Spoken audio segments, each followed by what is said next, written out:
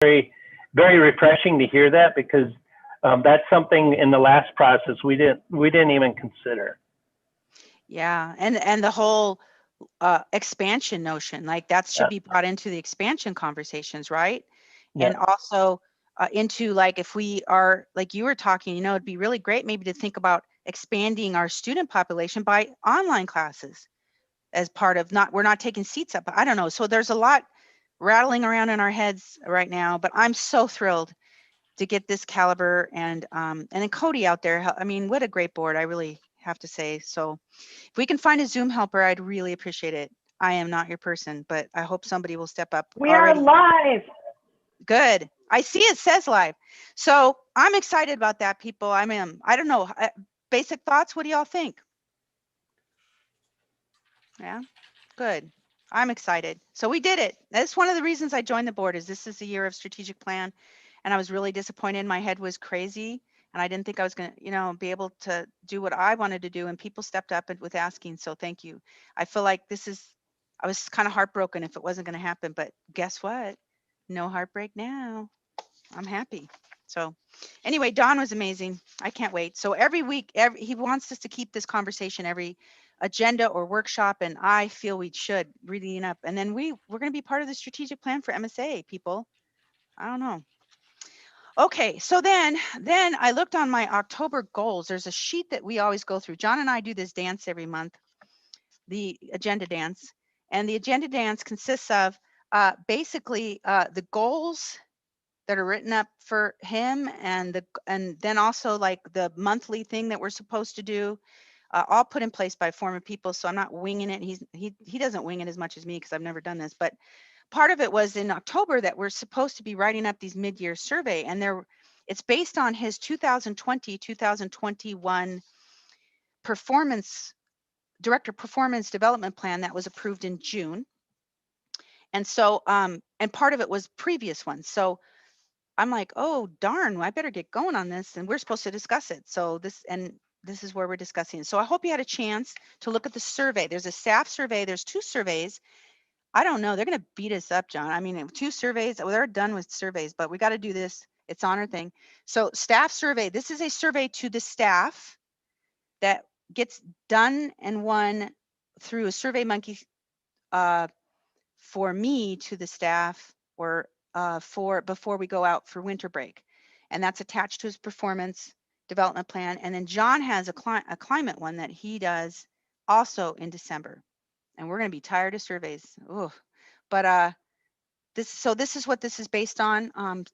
People on the board last year should have seen these, I'm told.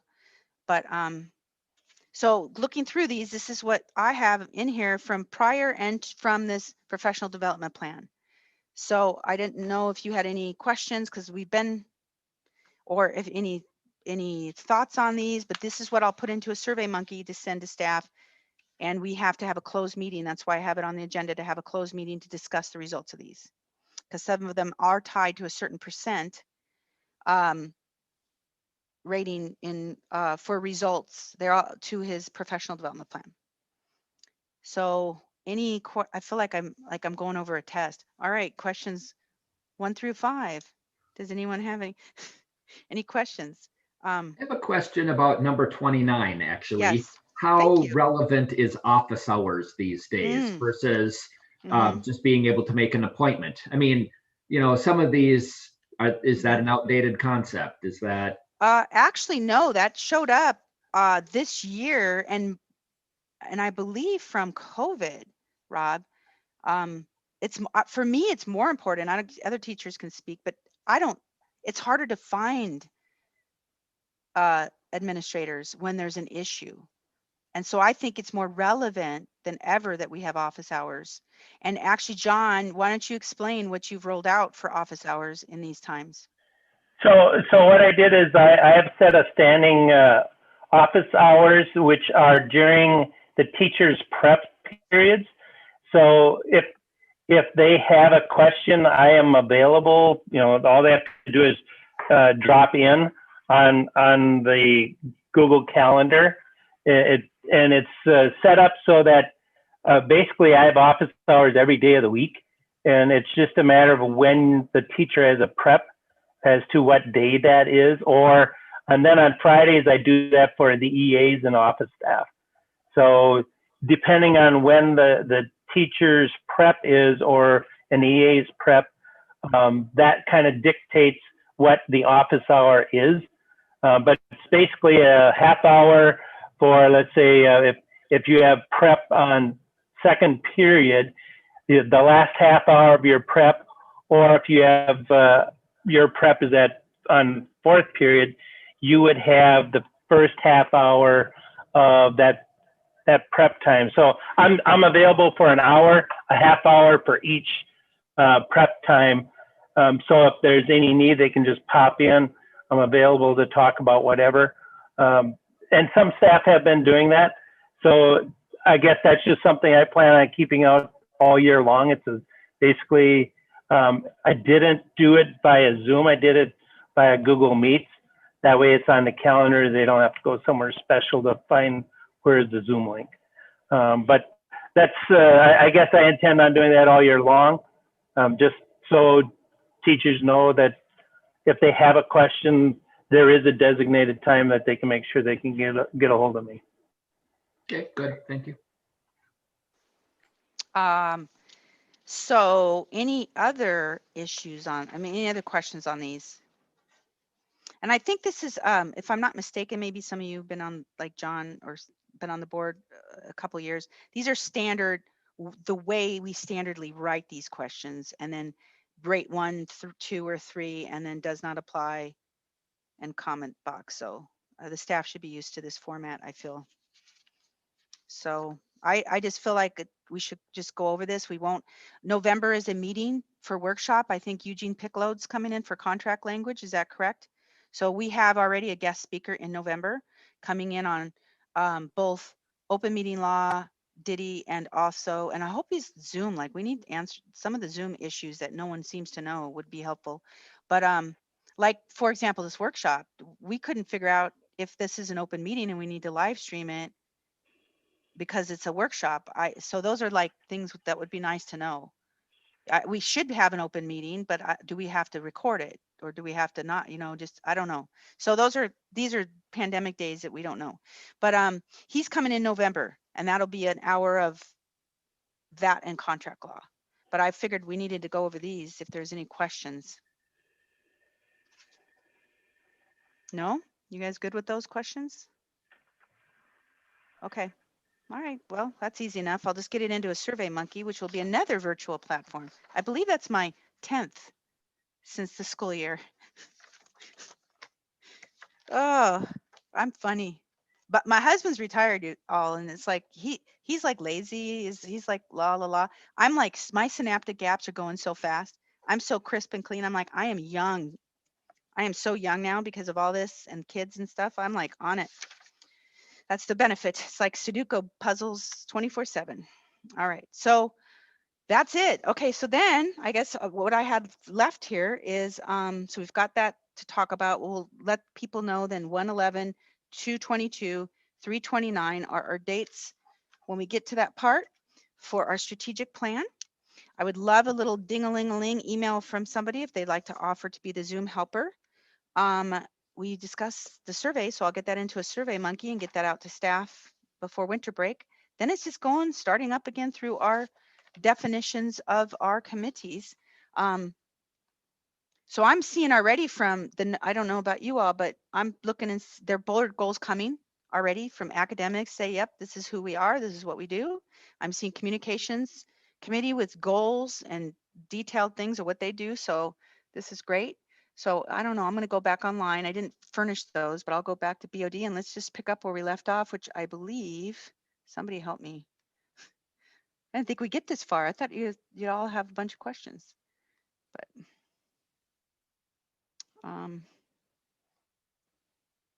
BOD here. And then Annie, as you're pulling that up, I think, so we have the board survey questions that you sent out. And then the only other one I was looking at that I wasn't sure. John, when do you want to do the update for what's in the climate survey?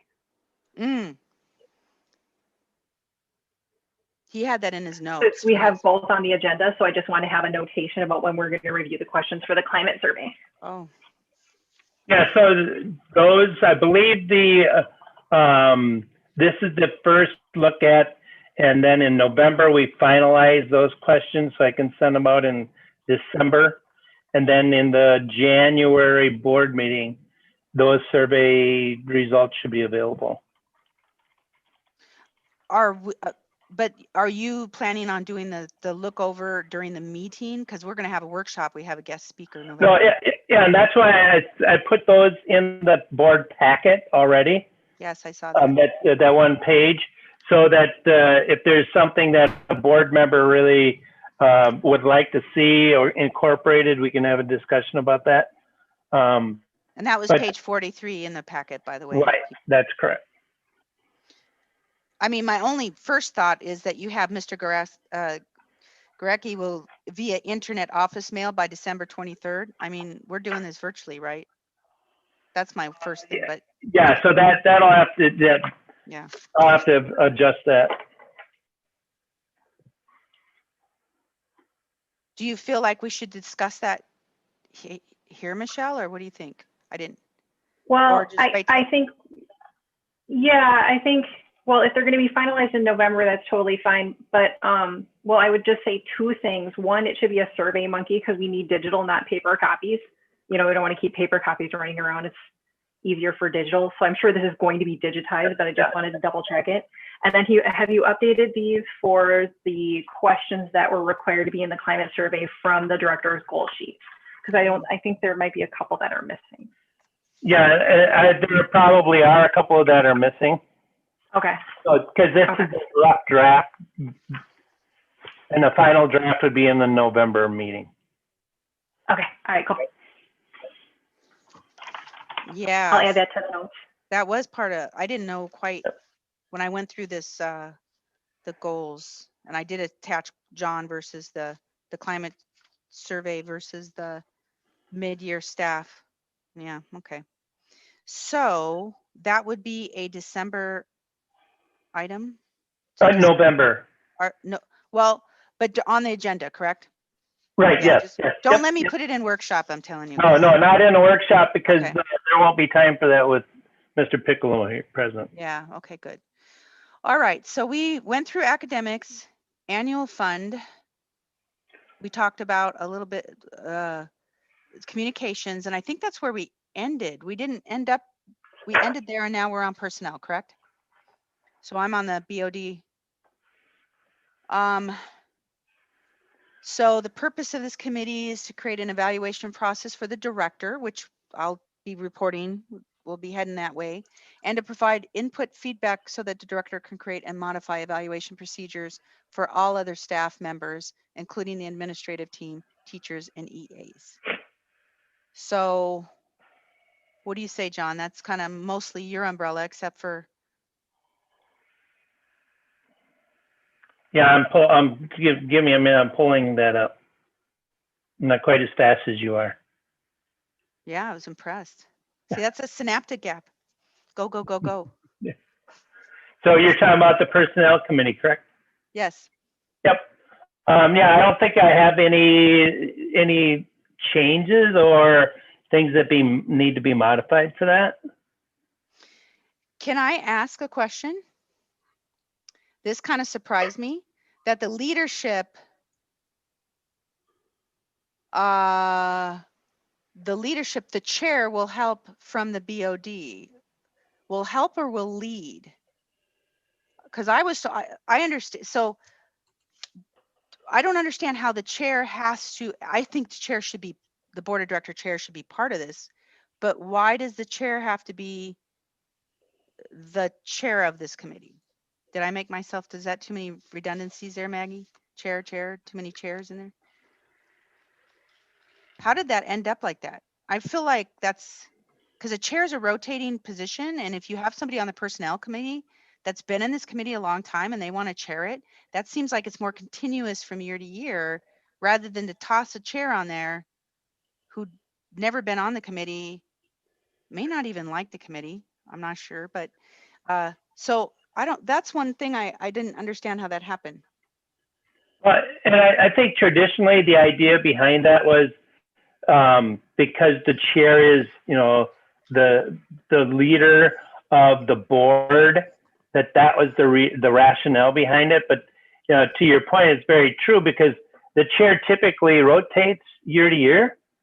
So you have a new person coming on every year. Whereas if you change the leadership of that committee to something other than that, you could have a board member that maybe gets on that committee, their first year or their second year, so they can be on there multiple years, which would help stabilize some of that for the committee. You wouldn't have a continual, rotation of leadership. As a board, you may want to think about altering what the leadership is of that committee, unless that's what your intent is. While the board chair is, the leader of the board has been elected to do that, so we want that person to be in charge of this personnel committee as well. That does put a lot of stress on the board chair because there are a number of other committees that they're part of, in addition to running the meeting and everything. So I don't know, Annie, you probably could speak more to that. Oh, I just feel like I'm actually as chair of this committee, I'm actually not very good at giving what needs to happen because I'm new at it. I think trying to have somebody continually in that position who wants it, and then the chair has to be there. I agree, the board of director chair, but I was just curious because honestly, part of it is I'm learning. Like we had a lot of new people at the personnel committee, to board, and we're all like, you all have to do your homework because we all kind of don't know what we're doing. And I'm like, me too, and I'm the chair of this thing. So that's kind of where I worry, because this is an important job. Look at the description of this job. We're talking about director evaluation. We're talking about setting goals for the director. We're talking about helping the director with evaluations of all staff at MSA. And so to get it, somebody a little bit, I don't know. So 2 questions. First of all, where does it say here that the board chair has to be the chair of the committee? That's not what I read here. You know what? I actually was told that, and now I'm reading it and I'm thinking it is not say that, does it? That's not what it says. It says that they have to be on the committee, but it doesn't say they have to be the chair. It doesn't say the board chair. It says the leadership is the chair. The committee includes at least 3 members from the BOD, one of which must be the BOD chair. I think you're right. I don't know why I was told I had to be the chair. So maybe that's traditionally. Go ahead, Michelle. Oh, I was going to say, I think one of the other elements of it, and again, I could be wrong, I haven't really been heavily involved in personnel, but I think because the board chair is involved, or maybe involved in other sort of personnel eval things, so there's a continuity there. So that since the chair of the personnel is kind of helping and supporting the idea of the eval process for the admin, for the business office, for the teachers and things like that, then that kind of fluidity goes through to the board of directors. Or if there's any personnel sort of escalated issues that come up, it would go to the board chair logically, or to John anyway. And since both of them are on it, they would have a better idea. I don't know, I wasn't on it, but that's kind of just, I would feel like that would be a little bit of a, fewer people involved, fewer hands. I think you're right though. Okay, Rob, I think we'll look at this. We have to all look at our committee, but I think we should look at this. And then my follow-up, if I may, seems to me that the personnel committee should be more involved in helping with hiring.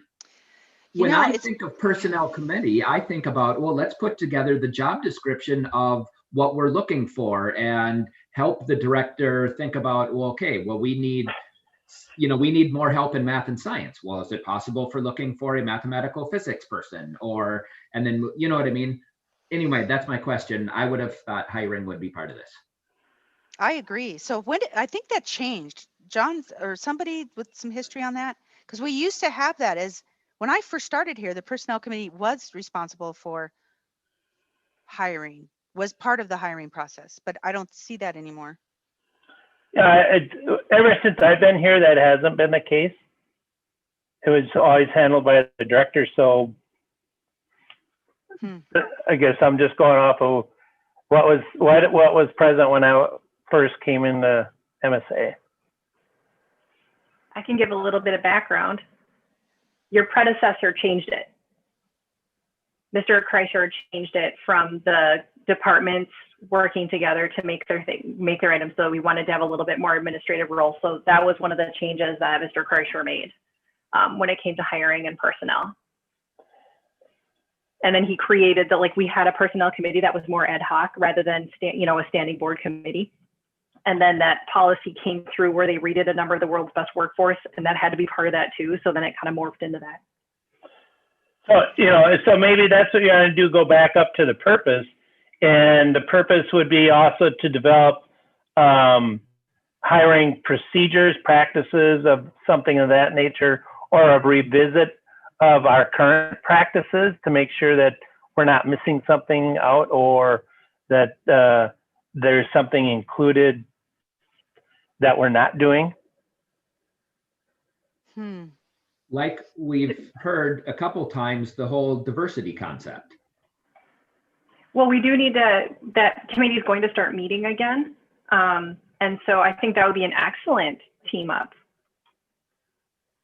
But yeah, that whole group could get wrapped right back into the personnel committee when we start looking at, okay, how do we, usually March, February timeframe, we want to start looking at our procedures. So if we know we have teachers that are retiring, just what are our procedures that we're going to put in place to make sure we get the best candidates possible. Because definitely, because that also. To be honest, when I first came here, and we had to go through multiple assistant director hiring, along with teacher hirings, there was no procedures. It was kind of, well, I'm going to do it the best way I think, and that's to include the department heads, invite parents, stakeholders into the interview process. But there was no procedures or anything laid out. It was all just kind of, well, do what you think is best, because there weren't any documented procedures. Not to say that wasn't done in the past, but when I walked into the job, it was pretty bare. Let's just put it that way. Right.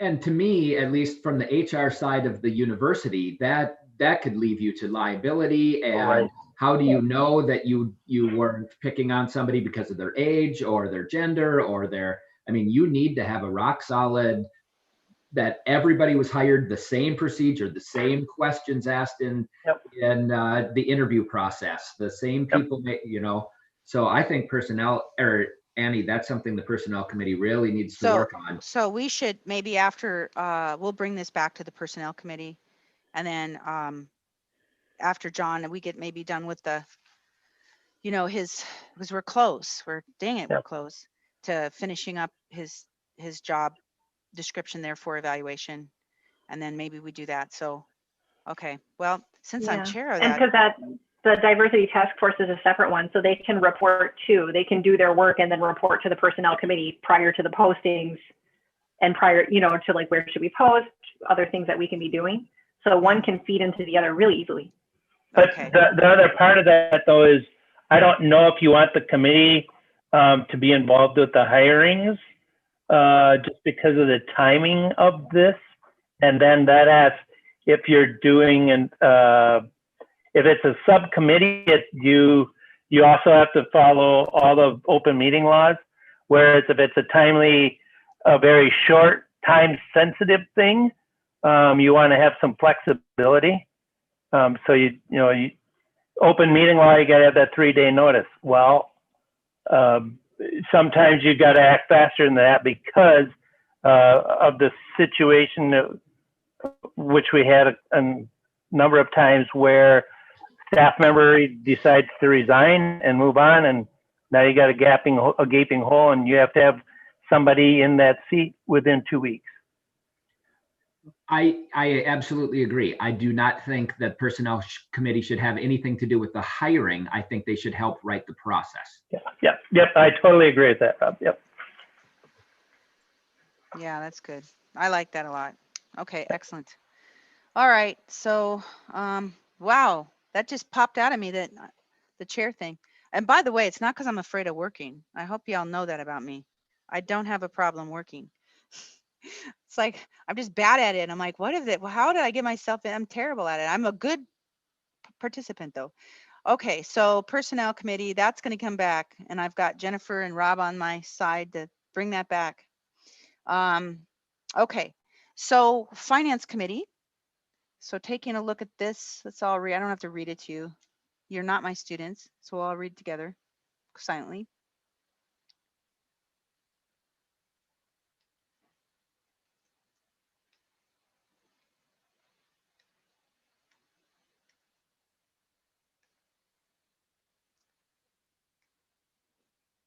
So does that mean Cody, it's the BOD treasurer is the chair? Is that how that rolls, Cody, for the leadership on that? Does that look pretty accurate?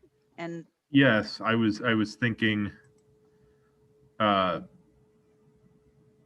rearranging that so it's, the board, the committee leadership, the board of directors treasurer or something like that. It seems like a weird way to phrase that.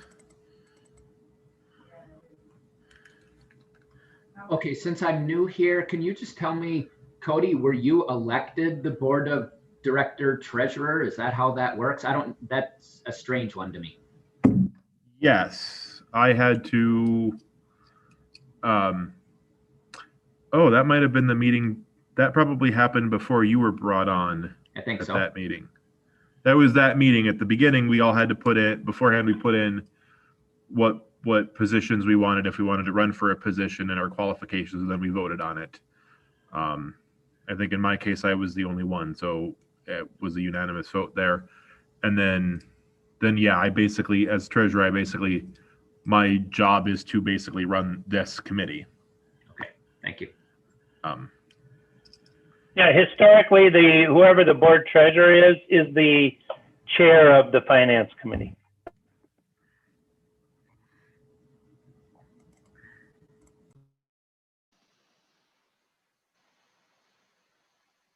does that seem pretty accurate then, Cody? The only thing is here, Judith Darling is not with us anymore. So we might need to change that part, but everything else there looks good to me.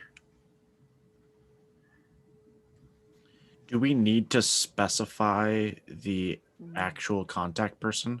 Because otherwise this would need to change sometimes multiple times a year. I don't think it would hurt to put the company, but the individual probably not. John, what do you think? Yeah, I would just put the ex officio finance manager, then leave it at that, or their representative, because sometimes Jenny Abbs won't be there, but Dustin Reeves will. No. So John, just so I'm clear, this, like, for these changes that we're talking about, I mean, obviously for personnel, we bring that back. I know that's a me thing, but am I getting with Carrie to make these changes, or how do these changes happen so we don't drop the ball on it? Like, how does that work when we go through these as a board?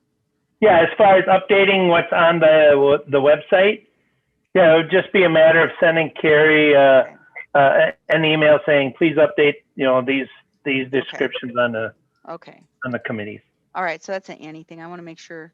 Okay, good. All right. Yeah, school expansion possibilities. Ooh, okay, let's take a peek at that one. If everyone's done, is everyone done with the prior? Yeah.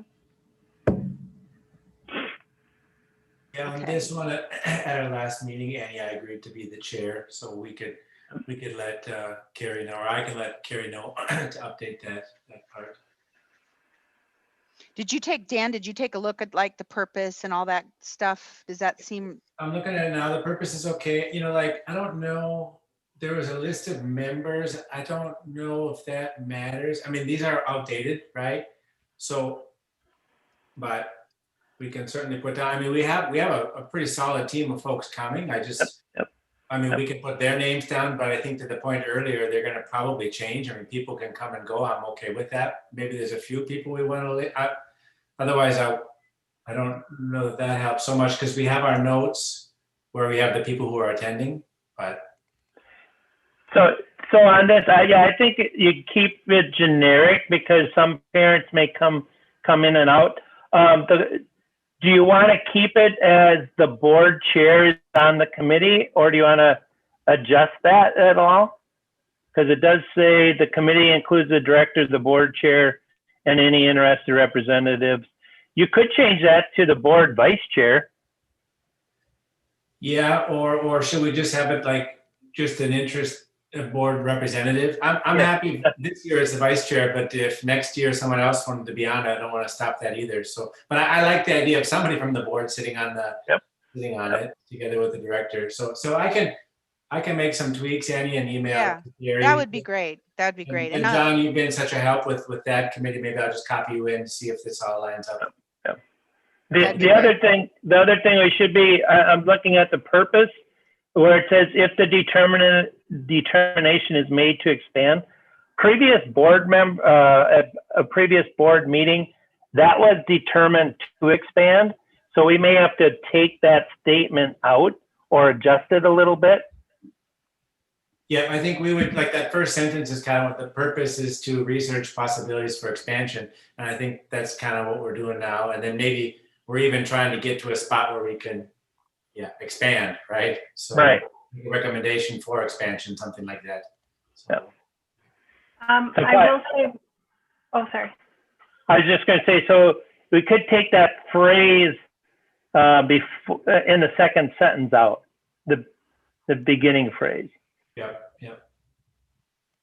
Sounds good. And then I will say with regard to chair, and again, I definitely don't want to, make work or make other people do things, but I think with this one, the director and the board chair definitely are part of this for sure, because the director is the manager of the school and the board chair is, the ultimate representative, especially if there's any legal issues that arise, final finance stuff, things like that. So I think that in terms of rationale, I think there was a reason when it was first set up that the chair and the school director were both a part of this group. But I mean, I wasn't there at its inception, but I think that there is a rationale for that because it's very specific.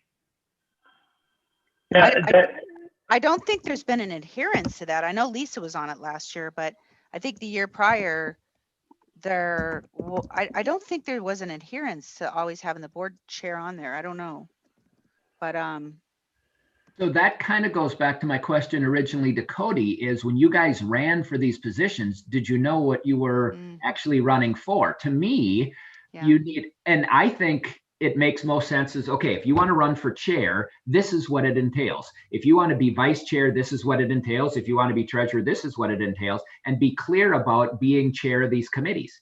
Because I push back a little, or I mean, I disagree with what Michelle was saying, not what she said, but the fact that I think board chair and vice chair could be two completely different roles, that you could have two different types of people, that it makes more sense to be the vice chair. But then when you run for vice chair, you know what that means. You're running that particular committee. So as not to bury the board chair who's got enough other things like personnel to take care of. Well, and I know when I ran for chair, the statement was it's 2 to 5 hours a week, and there wasn't a list of all the other board committees I'm on. I knew I had to be on some, but you're right. Did I do my research thoroughly? No, I thought it was 2 to 5 hours, which is kind of laughable right now because it's more than that. But and it's harsh times. So I think you're right, Rob, and I think you don't also want to have so much. My goodness, I mean, the board chair will get involved if there is a legal issue, but hopefully, with due diligence, that's not a common practice when you're dealing in real estate and looking at possibilities, So I agree. And I'm not afraid to work. I don't know whose job it is to to change the voting process next spring or whatever, but when we get to that point, right, whether that's a personnel committee issue, but make it very clear what the responsibilities are of the board, including their committees they run, treasurer, vice chair, all of those things. Or have to be on. Yeah. I feel like that if we could change some of those this year, that's what the purpose of why we're doing this right now. Then we do it, and then we'll have a clearer picture, because these have been around and I don't think changed for a very long time. Yep. Which is why we're looking at them again. And Rob, I think we had a little blurb that was from the previous spot holders, if you will. So like the vice chair wrote up a little blurb of what they thought that job was going to entail. So I think that's a good place to start. And that's what I looked at when I said, okay, I could run for this one, or I could run for that one. And then, but we can evolve that and we can probably be more specific. I think this expansion one is an interesting one because it should come and go. We're not going to keep expanding for the next 5 or 10 years. It'll be an expansion and then we're done. Whereas these other ones, personnel, that will be ongoing, right? So that one should be a spot where we hold and it's in somebody's job description, if you will. Whereas expansion, I think we need to slot in whoever is willing or able to help at this time, and then we dissolve that committee, right? Once we're done. So they're kind of unique ones. This one is a unique one. But Michelle, I don't know if there was a reason why the board chair should be on, but I'm happy, and Andy, I'm happy to bring you in as needed, because I kind of like the idea of dividing up your time and not putting you a little bit in each committee. Otherwise, it'd be kind of worthless. Yeah. It may be a good idea then, instead of like specifying a specific, you could say it should be a board officer. Oh, yeah, maybe a good idea. Then for example, if you do have the finance individual who may be ready and gearing to go, and we're in stage 2 of expansion and they're already heavily involved in the finance, so then it makes sense for them, so perhaps board officer instead. I don't know. Just throwing ideas. But again, do you want to take it to the committee and then bring back? I certainly can. Yeah, we can. I mean, we can do that, John. I can write up some proposal and we can just have a quick, we can send that out ahead of time and see what they think. I'll do that. Yeah, I'm actually really liking. John proposed doing this, and I'm like, oh, okay, I'll look through the committees. Now I'm like, geez, I'm kind of glad now. See, John, I'm moldable. So yeah. There is a method to my madness. No, at first I was like, what? But I do see many holes. And these have been around. Some of these have not been changed. So, okay, great. So that's that. And then the members are all off, obviously, too. So I guess that, I don't know how, because what happens is we update our BOD website, but we don't come back to each of the committees and then switch those around every year. Like it's almost part of what we should do when we have our first meeting and we set a secretary, we set our dates, or a note taker. I don't know. We're learning. I think. Oh, go ahead. We have a lot of, I know there's always a lot of packed agendas, but one of the late spring ones that seems to have less in it, it would be a good plan for us to develop an actual board officers packet that has what committees, because then when you join the committee, you can double check that you've sent the note to Carrie about, oh, hey, change this name. You have a list. So I think it would be good for us to make a bit of a more detailed board officers packet. At some point, I thought there was. As a workshop. I was on a board before and we had officer packets. Did those disappear? I could swear we've had those before. Do you remember, Maggie? Does anyone remember? I don't know. Okay, well.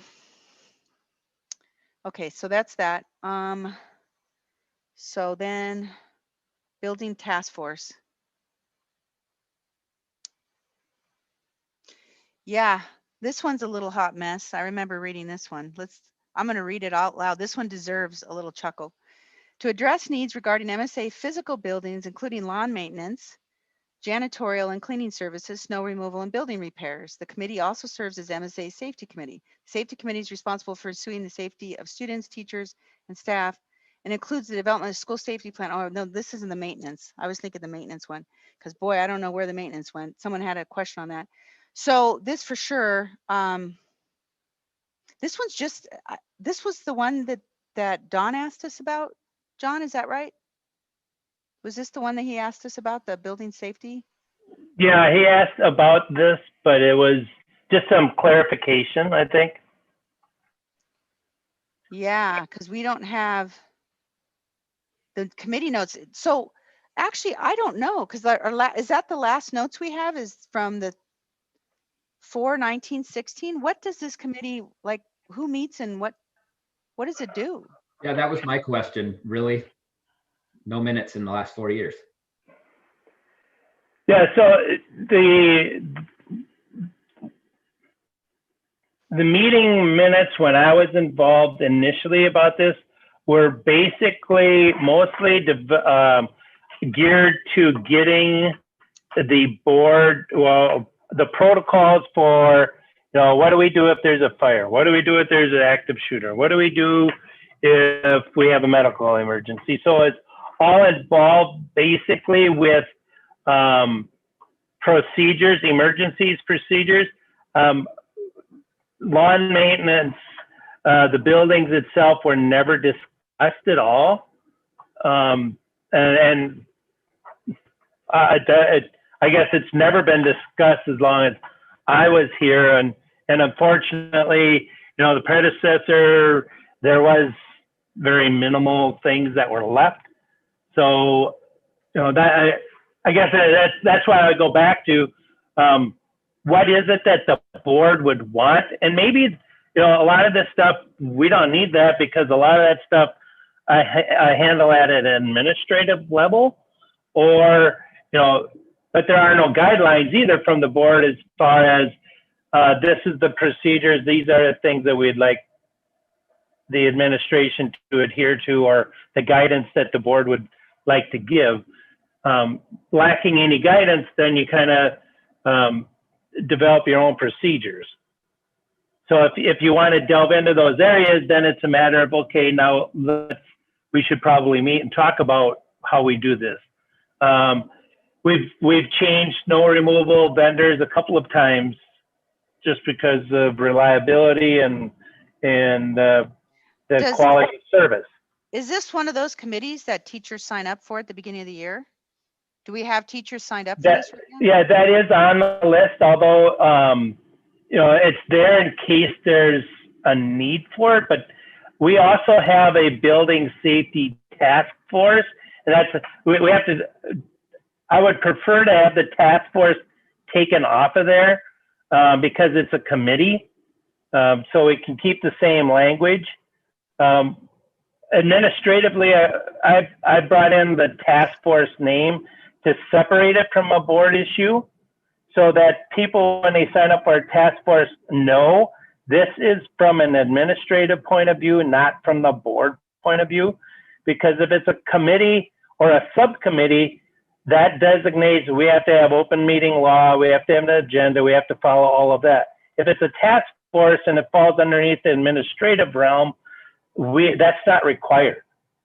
If we need to, if we have something that occurs here on campus and we need to meet about it, we can meet about it that afternoon or the next day if need be, and we don't have to call for any kind of open meeting or anything. We just have the meeting. So I would prefer to if we want to keep this, take the task force name off and either put it as a committee or a subcommittee, because then everybody knows, okay, this group still has to comply with open meeting laws. Well, and I kind of have a question, John, about the two different task forces. And I remember you've talked about the difference between the board building group and the staff building group, that they have different purposes. And I know it's like a fine delineation, but I just feel like it should be one or the other. Because I mean, quite honestly, even if this was about building safety, in 2016, we've had building C and D in there. So there should have been published meeting notes for this. I mean, when is the last time either of these groups have met? When have they met? They should have been meeting in August repeatedly, but I don't see anything. So from an administrative point of view, we meet every summer before a school year starts to make sure that if there are procedures that we need to upgrade or update, we have those. And that's where some of the procedures, like for example, in Building D with a fire, we don't have alarms over here. It was the phones weren't working, so we came up with a different alarm system to notify the teachers that were over here. Hey, we have a lockdown, we have a fire, that kind of thing. So that's been happening at an administrative level. From the notes that are in there, you can see it hasn't been happening from a board subcommittee level.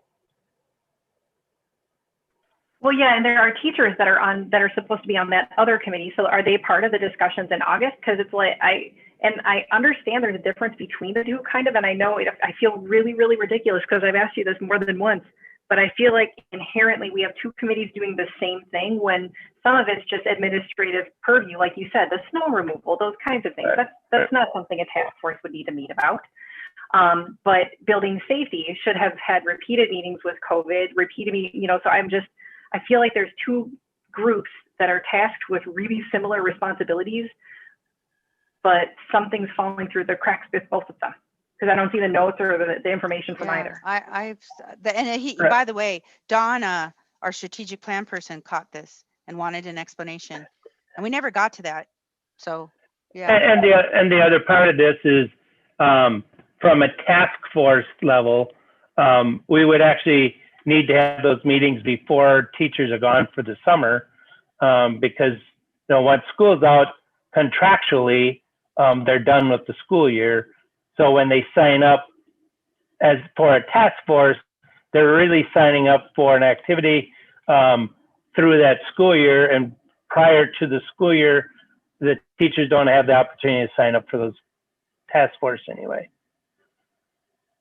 I'm still super confused. Maybe this one. Which is why I don't think it should be one of the ad hoc committees that meets during the year. If it's a board committee, then just have that be the board committee. And then if somebody signs up for it, they know it meets in the summer because board committees meet in the summer. Like somebody on policy could meet in the summer too. And then I guess, yeah, I've never really gotten the difference between these two. I feel like you're right, that there's things that these groups are supposed to be doing that really doesn't need to be part of it. And we just need to refine the group. Yeah, and really the purpose of the committee would be, really needs to get kind of revisited. What is it that the board wants this committee to do? Is it to, and with the overall guidance of that board committees or the board's job or responsibility is to set policy and the overall arching guidelines that they want the school to follow. Well, you know what I think? I think we're going to percolate this in our head for a little bit and come back to that one, because that one is a messy little, I told you it was a hot little mess. See, I was right. So, I would like to pick that back up next time we discuss this. And is there some digging that needs to get done, Michelle, like to try and untease all this? Or I think what would be helpful, we have the list of what the board, committee / task force. So we have this description. What we don't have is a list of what the other ad hoc task force, September through August, like what their tasks are. Because if we have what the tasks of the two, that's the one we sign up for in August. That can be part of the teacher task forces, the ones that we kind of know happen every year. Okay, so gotcha. We have a list of what they're responsible for and a list of what this, you know what I'm saying? I just want to reconcile them. I just want to see that's a good what's idea. the sitch. Maybe I think we picked this one up for sure, because I have to do a little dig in. Everyone's got a little digging to do, so I do definitely. But it is 6 o'clock, and we, it is important to get our breaks, people. We've been working hard here. So why don't we call workshop done? I'm really proud. We got a lot done. Let's go. I'm proud of all of us, honestly. We're doing this COVID thing, aren't we? Let's go ahead and start our meeting at 6:15.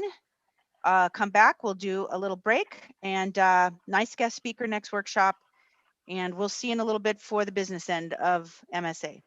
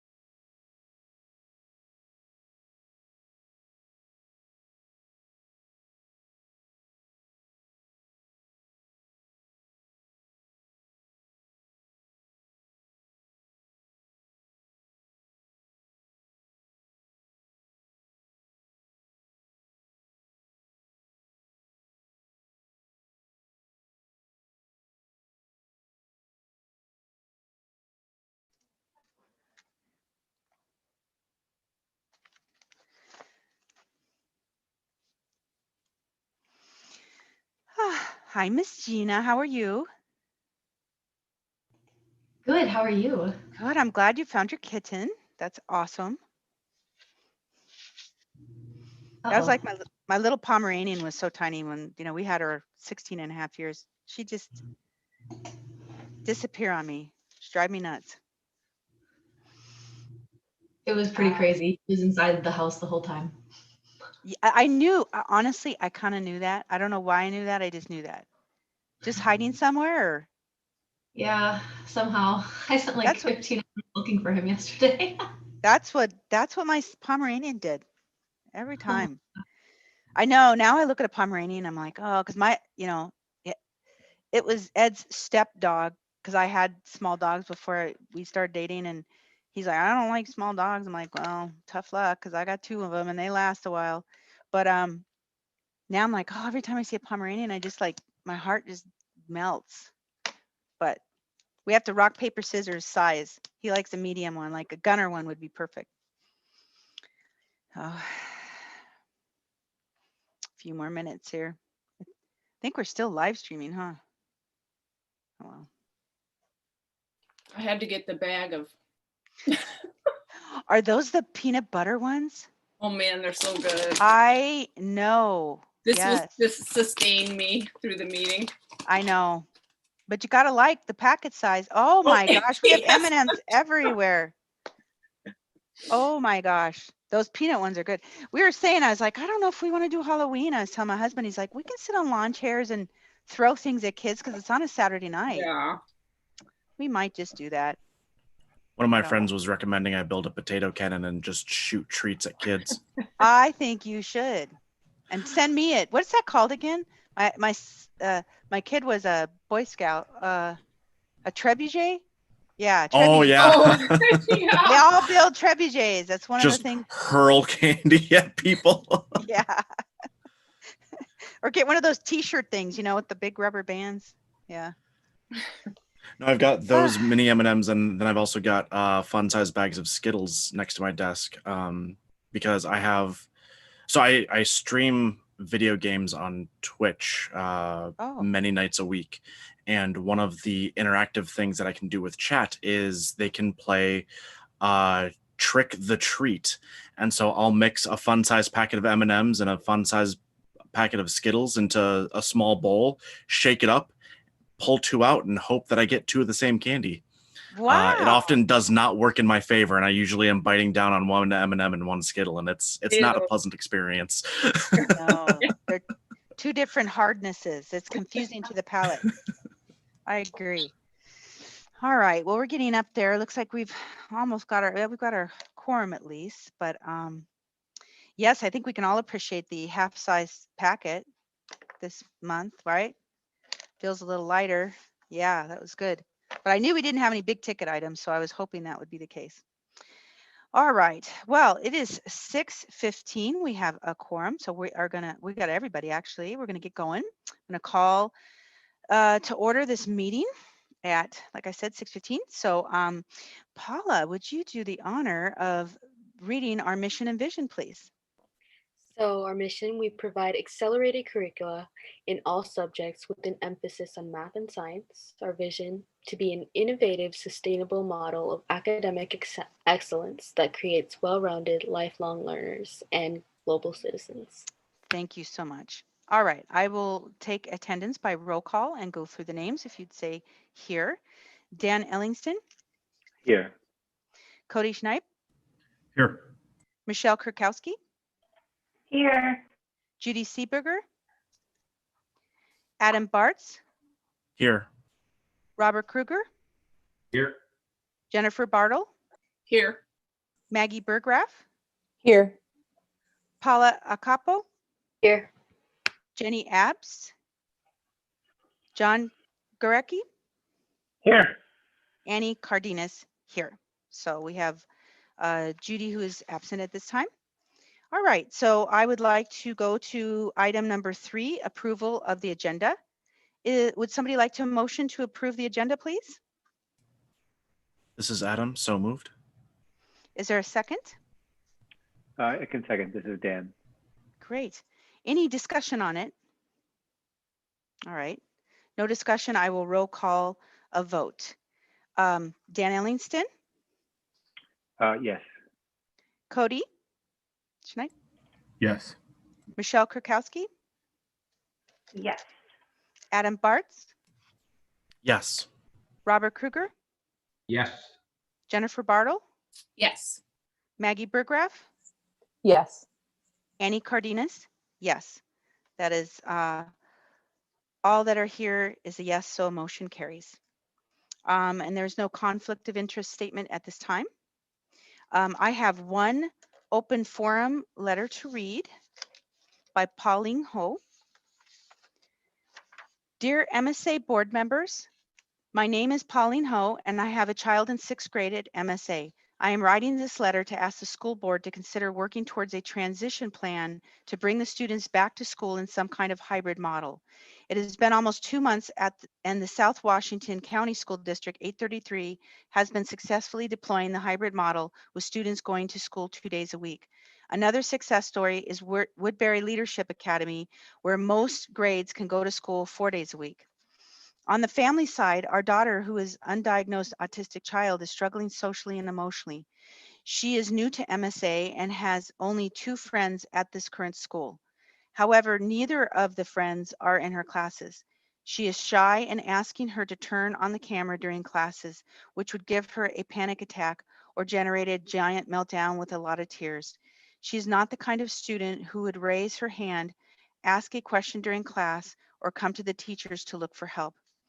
We have put her into therapy to help alleviate some of her anxiety and advocate for herself, but the progress has been very limited due to the inability to meet friends and teachers in person to build a trusting relationship. We understand that we are still in the middle of a pandemic and safety is still everyone's main concern. We are just asking for a tiny bit of student time in school, possibly 1 day a week or 2 days a month. We are looking for anything that could put a little hope in her or something to look forward to in the next semester. This would be a huge benefit for our daughter and many other students at MSA who are struggling socially and emotionally. Thank you so much for your consideration and taking the time to read our letter. Sincerely, Pauline Ho. Okay, so that is the only open forum letter that I received today. And I thank you, Pauline, for that. All right, business item number 5. We want to approve the minutes for the Board of Directors workshop and regular meetings for September 21st, 2020. Is there a motion to approve the minutes? This is Rob. I move. Is there a second? No. Is there This any? is Adam. I'll second. Oh, thank you. Thank you, Adam. Any discussion? Okay. If there's no further discussion, I will roll call names. Let me get my Dan Ellingston, Yes. Cody Schneid, Yes. Michelle Kurkowski, Yes. Adam Bartz, Yes. Robert Kruger, Yes. Jennifer Bartle, Yes. Maggie Burgraff, Yes. Annie Cardenas, yes. All board members present is motion carries is a yes. All right, chair's report, brief overview. Like I said, I'd like to give a brief overview of the workshop. I'm very excited to announce to the public we have somebody who will lead us through a strategic plan, a nice in-depth and strategic plan. And we discussed dates and times. We'll be firming those up at the very end of this meeting. I'll give you those dates and times, and working on live streaming and getting it to you if you'd like to attend with us virtually at least.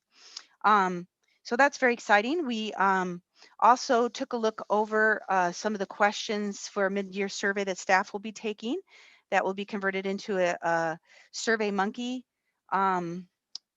before winter break, and then be assessing those in January. And then finally going through our purpose statements, looking at things that have been our website for a long time and that need updating, and got a fresh look at some of those items and putting some action changes to those. So that is my chair's report. And then I'll let John share his report. Unless there's any questions, yeah. Oh, go ahead. I was just saying if there's any questions, but. All right. If you want to, the director's report starts on page 17. There are a number of student achievements that have been listed. The one thing I would like to draw your attention to is the niche report. Basically, niche, for those of you that don't know what it is, it's a online search engine, probably the most utilized search engine. So when families go to look at high schools in the metro area or in the state, this is the search engine that is of choice. So let's see, I believe it's 3 years now in a row, we've been rated as the #1 charter school in the state. And across all of the high schools in Minnesota, we were #2. We were just slightly behind Minnetonka High School. And part of that may be because of our food was rated as a C+, even though we don't have a food program. So if you were to take that out, I think we'd repeat as #1 like we had last year. Anyway, so that's something that we can be very proud of. Kudos to everybody involved, the parents, the students especially, and the staff. It really does take that triangle, or what I like to call is triangle of success. All three sides of that triangle have to be functioning very well in order for us to be the great school that we are. So congratulations to everybody. This is truly, it is a very nice honor to have, and look forward to continued success in the future as well. The other thing I would like to bring your attention to is on page 19. The MDH ratings, since the time I wrote this and today, I do have some updates for you, and they do correlate to some significant changes. If you look at the MDH website, they did release a new rating as of October 15th. Washington's COVID positivity rate increased to 23.84. So that's gone up almost an additional 3 points. So the trend What's that percentage again? So it's 23.84. That's according to the MDH website. Now remember, that's a 2-week average. There is another website that I utilize that gives you the daily counts. And they just came out with the October 18th, which is yesterday's, the positivity rate for Washington County is 39.6. So almost 40, which is, if you look on the learning scale, that puts the entire county in, if that's the 14-day rate, would put everybody at a distance learning in the high school. So just be aware of that. So what MDH reports is a 2-week period. There is a website where you can go on and look on the daily rates, and the Saturday rate was 35.4. So we are still trending upward in Washington. And then what is that daily rate site? I don't have the site off the top. It's called Minnesota School Opening Statistics. And if you want the website, I mean, I can send that to you rather than read it off, Michelle, unless you want me to. But that's not the site to which we need to be compliant with, as far as, correct? No, but that is one site that a vast majority of the schools will utilize to look at, because that gives you a daily picture of where is this going? What's the trend? Because the MDH trend is for 2 weeks. So this site gives you the day-to-day trend, and the day-to-day trend for Washington County is going up quite a bit. The other thing that this particular website does, it allows you to look at multiple counties at the same time and put in a different rate, so you can kind of tailor make your school based on your student population and the county they come from. so you can get a more accurate rating, so to speak, of your student population and your staff as far as where they're coming from. So if you looked at those, and that's the number that's given at the end of the MDH rating, the 28.5, that was as of October 13th. As of yesterday, the rating would have went up to 32.5 for those 4 counties, and then the percentages of those counties based on our student population and staff population. So not a good trend, although based on the directors, the weekly directors conversation, statewide, everybody kind of anticipated this was going to happen, that when we get into the cold season, the rates are going to be climbing. So not a surprise, but just be aware of the numbers are climbing, which then kind of dictates a lot of what you can and can't do.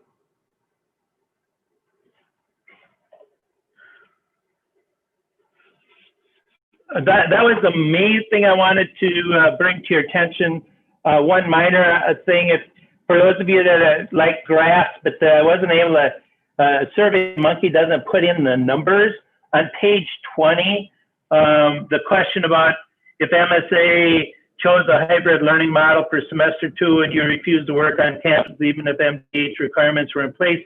So you have a percentage for yes or no. Just be aware that the yeses, that's a total of 7. When we started the school year, that number was 6.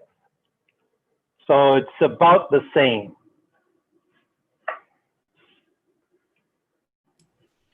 Can the school function and bring the students back if there's that many who would not come back to campus? That's a great question. We would have a very difficult time filling those positions. If a teacher, assuming the majority of these are teachers, would not be coming on campus, that would mean we would have to have a licensed sub to watch over those students that were on campus in place of them. The teacher could conduct the class remotely, but then we would still have to have somebody watching or supervising those students. So we would cannibalize our teacher subs to do that. And to be honest, I don't think we'd ever be able to fill all 7 of those spots, assuming all 7 were teachers. But I feel like that's a question that comes after the question, can we open? Right. Right. I feel like that question seeds people to think it's teachers is why, we're not, I think we need to have an exhaustive discussion tonight about how prepared in our facility are we to have students back. That's the real question I would like to discuss personally, because I think teachers not coming back or coming back is a secondary after we discuss that. That's my position.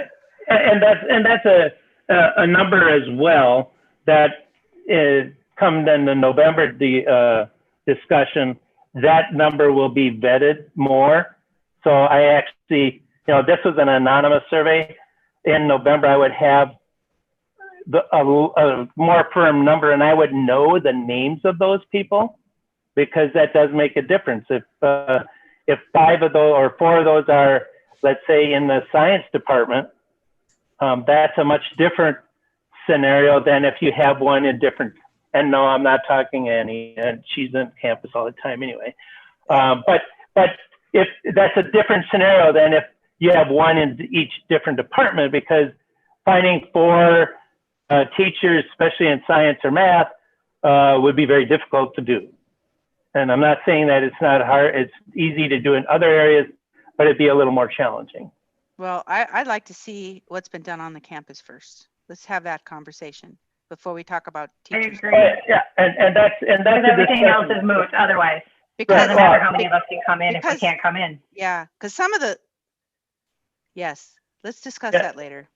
Yeah, and I was not trying to jump the gun and go beyond that conversation, but the information was relevant in the Right. moment. So that's why I was asking. It was, because it got pointed out. You're absolutely right, Adam. Well, and all of this also is part of a discussion later on too. Right, exactly. And all the surveys are kind of, so I know it's in your director reports and all that, but you know, we do have towards the end of this, a discussion always on our monthly COVID evaluation. And that's where, you know, survey results and all that. So, okay. Anyway, yeah, I don't have any questions on this other than the fact I know, like on the high school assistant, there's a talk about preparation for tutor.com, but I'm sure Cody's probably going to update that on the finances. So that's that. So Yeah, I think all I was going to ask is, John, the bullet points that you have in your report are always really specific. Like when your class, like you started the new class, it's going to, and since they're talking about strategic stuff and we are too, it's all really relevant. And I appreciate the updates from the assistant directors and things like that, but if they could just be a little bit more specific. Right now it just kind of reads like their job description. So like a little bit more specific, for example, support PSAT preparation, how? You know, I mean, if the update is for us to be able to kind of understand what's really going on, and I know MSHSL is chaos, but how? You know, so just maybe a little, it doesn't have to be like an epic, ginormous thing, but you know how yours have a couple sentence you know, description, just kind of what that is. Because then, you know, and same thing, like things like support teachers doesn't really need to be on there. Everybody supports each other. We're amazing. Everybody's awesome. So we always support each other. So I think more of in the update, it's things that the board need to know is getting done, or if we can help in any way. Maybe it's just me.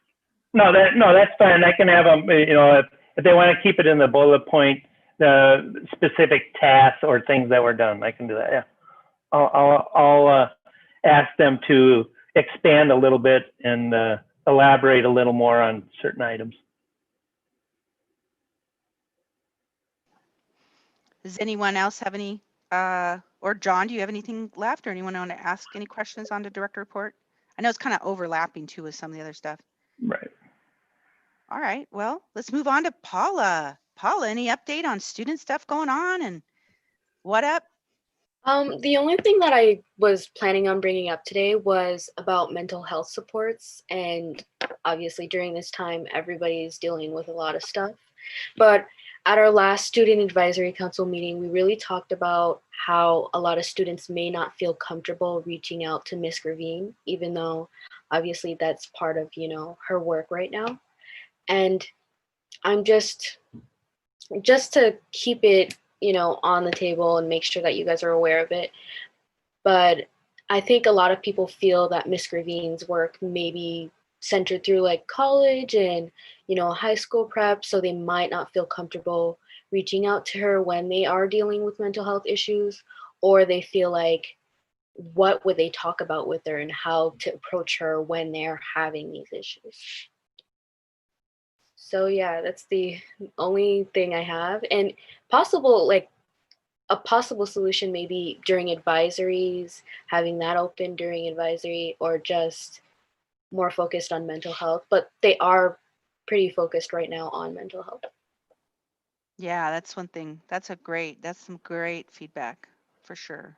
And then Paula, if that continues to be a discussion at the student advisory committee, would you check in to see with them if having readily accessible just some phone numbers, or if you wanted to use your insurance to seek somebody outside of school for mental health supports, like just how can they go about finding it? Is that something they were trying to figure out? Like, how do I find the help? Yeah, exactly. That was it. People like, you have mental health issues, but how do I go about like searching for it? Who do I go to? Who do I talk to? And like, if I want to get help, yeah, that's exactly it. So Paula, if I can ask, would it be helpful then under the counselors page to have a bunch of resources listed? Yes, that would also be helpful. And we were even also thinking about announcements, having it under announcements or the website, something like that, that is accessible to students. So especially right now, since we're all online, it's just not the same with having Miss Gravine on campus. So That's very, very good, Paula. That's good. Thank you. It's awesome. All right, we are going to enter into our reports from the board committees. So we'll start with the academics first with Ms. Kurkowski. Sorry, I had to unmute myself. So when we were meeting with academics recently, we had a couple of updates. We determined our description was accurate.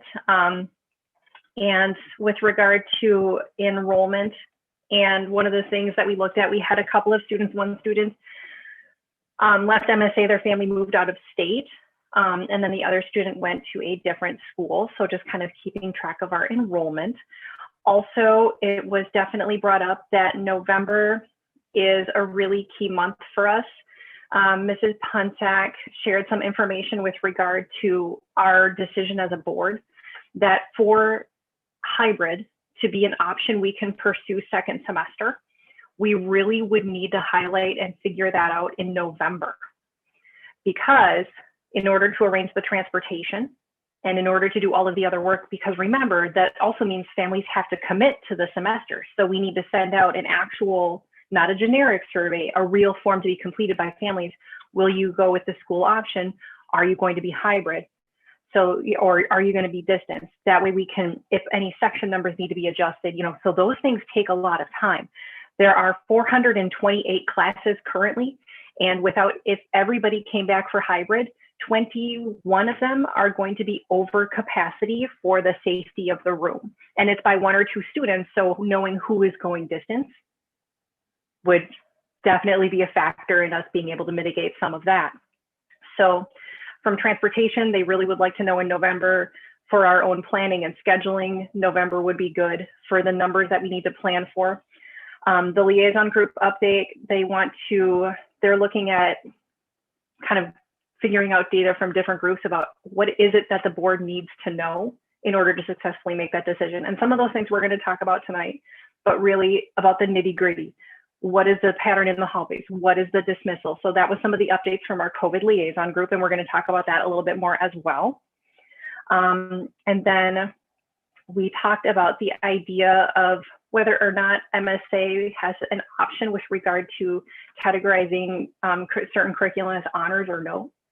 So that's going to be investigated to kind of see what's going to happen. And then one of the other things that came up too, that we've already discussed a bit in workshop, was the idea of the task force that was created around diversity in our hiring as part of our Student Achievement Minnesota goals, like our authorizer goal. And so that committee will be kind of starting to meet again. And I know John said in the winter, or sorry, Mr. G said in the winter. So sometime coming up soon, perhaps communities, students, teachers, just kind of check out to see when the call comes out to assemble and try to develop some strategies and some practices around making sure that we have staff that represents our student population in lots of different ways.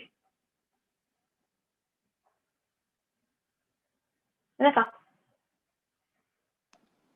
I also highlighted on page 45, November is a key month to make decisions on how we're coming back second semester. So I was like, whoa, we're a month ahead of what we thought we are. So definitely conversations tonight on that. It's getting to a point we need to, rubber to the road is here, and November needs to be a decision. And so that's just got to happen. So our families need to know, we need to know. So thank you. We'll take Adam and the annual fund. The annual fund did not have a scheduled meeting before this month's board meeting. Is scheduled for this coming Wednesday. However, there was a email sent out by Tom wondering if there's even a need to meet this month, as there aren't a whole lot of updates before Give to the Max, because that's where all of our energy is really focused. So we may be postponing until the scheduled November meeting. Okay, thank you, Adam. And communications, Maggie? So we met and we went through our purpose and made sure that we were focused and we set goals, including that, you know, we want to set procedures for recommending website changes and just streamlining everything and understanding that we're not responsible for updating the website ourselves, that is something we create policy, you know, procedures for, excuse me. We discussed how to go about creating a new parent directory. And we are having a small group out of that committee get together to discuss the procedure for press releases and just how we want to do that. And because it's just been different with Woodbury Bulletin not being around anymore, and just how do we want to do that? And there's so many cool things our kids do, and we're not getting it out there, and we're hearing about it from people instead. But it should be coming from our school. Hey, look how amazing our kids are. Look at these wonderful things they're doing. So that kind of a thing. I agree. You know, and I had a question on the goal 3. When you're talking about tactic 2, recommended web changes and major updates to the board of directors. So what does that mean by like recommended web change, like big web changes, like buying a purchased one? Or I wasn't sure what that meant. So Justin was at the meeting, and so we just discussed, you know, because sometimes you notice something, you didn't see it on there before, or something changes. Well, we need to have a procedure so that if I needed something altered on the NHS portion of the website, where do I go? How do I do that if I'm not the one who can make that change? Because there are certain like tabs and things that I can't add. If I needed new tabs, then I would need to go to Justin. If there's a spelling error, if there are things that are no longer needed, those are things like we should be, as a committee, looking at the website, listening to people. And then we need to set procedures for, okay, so how do we let Justin know? Or if a parent notices something, how do they let Justin know, or, you know, the school know? So that's what we're going to focus on. So that's like procedure. Because I know we've had a ticket situation a while ago, but kind of bringing that back where you have okay, that's great. All right, let's see. Let's head into finance. We'll do a finance recap, and then I was hoping, Cody, for you just to kind of I see that the tutor.com got started according to the high school assistant director. So just kind of give a recap, because we were going to do that every month, where you're at with that, how it's going, what's been happening with it. Well, first of all, you skipped personnel committee. I skipped me. Yep. Should I do that right now? I'll do that right now. Okay. So we met on 9/23. We had a lot of new people. So part of what we found was it was training us on how to navigate the new information, which was the director's job description director. That's going to parlay into a director job eval. So that was part of it. We set a note taker. We set all of our dates that we have, and then we were to go through homework. So all of us are prepared for Wednesday to go through the director job description with notes and everything else. And then some of the old people that have been on that committee tried to answer some of ours. So that's where we're at right now. And we'll step up to the plate and hopefully finish that process, at least the job description process, Wednesday. And that's my report on that, because sorry, Cody, go ahead.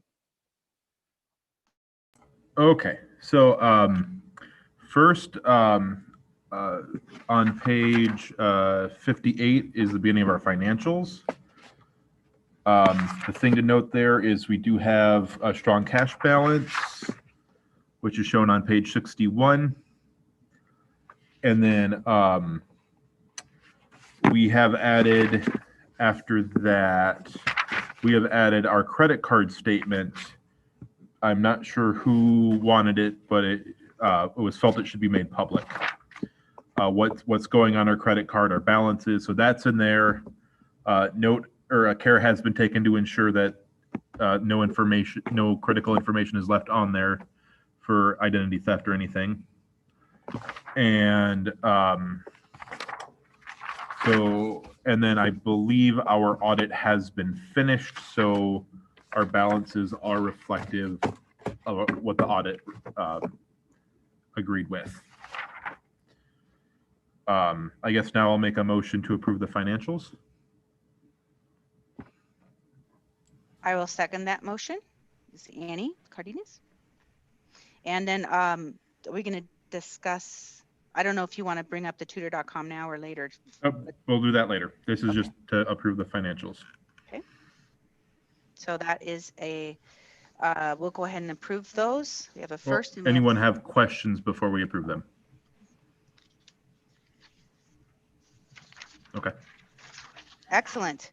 All right. Dan Ellingston. Yes. Cody Schneip. Yes. Michelle Kurkowski. Yes. Adam Bartz. Yes. Robert Kruger. Yes. Jennifer Bartle. Yes. Maggie Burgraff. Yes. And Annie Cardenas. Yes. That is all present. Motion carries. Okay. So then we had an update on fundraising. They are planning Give to the Max, as Adam mentioned.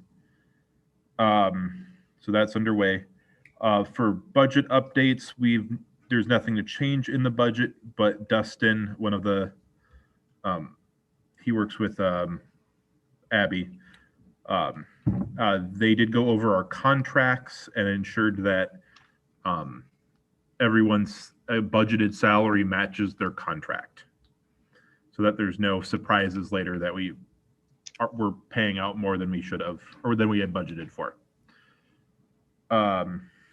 So budgeting was no updates to the budget. And then our bond refinancing is on schedule. And since the meeting, I got an email that the city of Woodbury approved the bonds. So we're good there. John, is there anything you need to add about the bonding? No, other than everything's proceeding on schedule, so we're good to go. Thanks. And then I got you here at the meeting. The audit had been completed. We didn't get a date yet for the report. Any update there, John? No, I haven't heard that. Typically, it should be probably in November sometime. I believe the date we were talking about, we asked for November 1st because we want the report for part of that, the next steps for the bonding. Right. And then after that, we discussed our CARES Act updates. So all our funds are allocated and on track for the December 30th payment. And then I did talk to Shannon about the tutor.com. They were still meeting, working on the process with tutor.com. I believe she said they were hoping to get it started in the next 2 weeks. So they are, but we have set it up with tutor.com. So they're just getting the process figured out. And then the last thing we discussed at the meeting is I wanted to make a phishing information sheet for us as board members and for the administrative staff. How to identify phishing and what we should do to prevent it and that kind of things. So I have made a document. And that one I am going to keep private and share only with administrators and the board members because it is about our protocols. So publishing it would make it completely useless. So that I'm going to work on polishing off this next week. So look for that from me. And I believe that was everything. Excellent. That was a lot. Hey, I noticed, by the way, they put back they charged us those extra fees and they gave us $76 from last month. I was happy for our overdraft. Very happy. Okay. That was, I think, page 80 on the financials. Anyway, let's go into school expansion possibilities with Mr. Ellingston. Yeah, so we had a good update and actually two meetings. So one, I just want to say thanks to all those who made it to our meeting earlier, and thanks for the enthusiasm for the expansion, and kind of a plug for our next meeting, October 29th. If anyone else wants to come in, so teachers or parents or whatever, then it's going to be just even more help for us. But I would say we went through the biggest thing we probably did last meeting was the wish list. So we started a wish list for different things we'd like to see, and John's helped us with kind of keeping track of all the different wishes and what's working and what's not with our current setup. So I think this is a good place to start, and it's probably an easy place to start because there's no price tag associated with our wishes right now. But at least we can put the things down on what we want to see happening in the future, and I think this is a good time to dream. We also had a chance to see something that was in reality. So again, thanks, John, for helping set up St. Croix Prep visit. We had, I think, 8 or 9 people attend, and they just have a fantastic school. And it was really fun to see how they have come from not that long ago, to a few different expansions, and where that's brought them to is a nice place. Beautiful school, and it gives us a lot of different ideas. So everyone kind of took our own little ideas down, and we're going to regroup on what we saw at our next meeting here later in October. The one thing I will mention that kind of struck me, and we haven't had a chance to talk about it as a committee, was they have a fantastic kind of like outdoor facilities. So I mean, they have space, they have green grass, which we're lacking. They have a space for people to play football or different things like this. And one of the interesting things to think about is we do lose folks in the older ages, if you will. And one of the reasons why the St. Croix Prep folks were saying was because people are going off to other schools to get some of those different things. And maybe Paula can speak to it or others, but if we can kind of negate that and say we can also provide, and maybe it's not going to be like, we're not going to be a 5,000 student school or a 3,000 student school, but we maybe can provide some of those opportunities for students so they don't feel the need that I have to switch out. So it's something that for us to think about. Like I said, this is my own thought. We haven't had a chance to talk about it as a committee, but this could be, what is it that we want to do with our next building, and how do we want to set that up, and what problems are we going to solve? That's what we're working on now. So if you want to be a part of that, hop into the committees with us and help us form that. So, but otherwise, I think it's going good. I'm a little anxious. We got to go faster maybe, because we can talk a lot, but let's see. So I think the nice thing is this is kind of our second meeting since it took a little hiatus. So we're getting some more momentum going behind this one. So, questions? I want to Great. include when your next meeting is. Do you have October it scheduled? 29th. October 29th at 4:30. Is that right, Sean? I'd have to check the time, but I think it's October. Okay. On that note, I didn't mention when our next finance meeting is. Do you want that too? Yes. Just a second.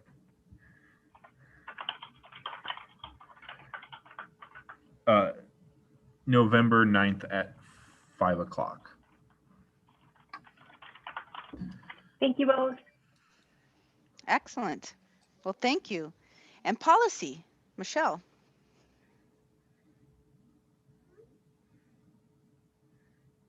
Sorry, I had to finish the other dates.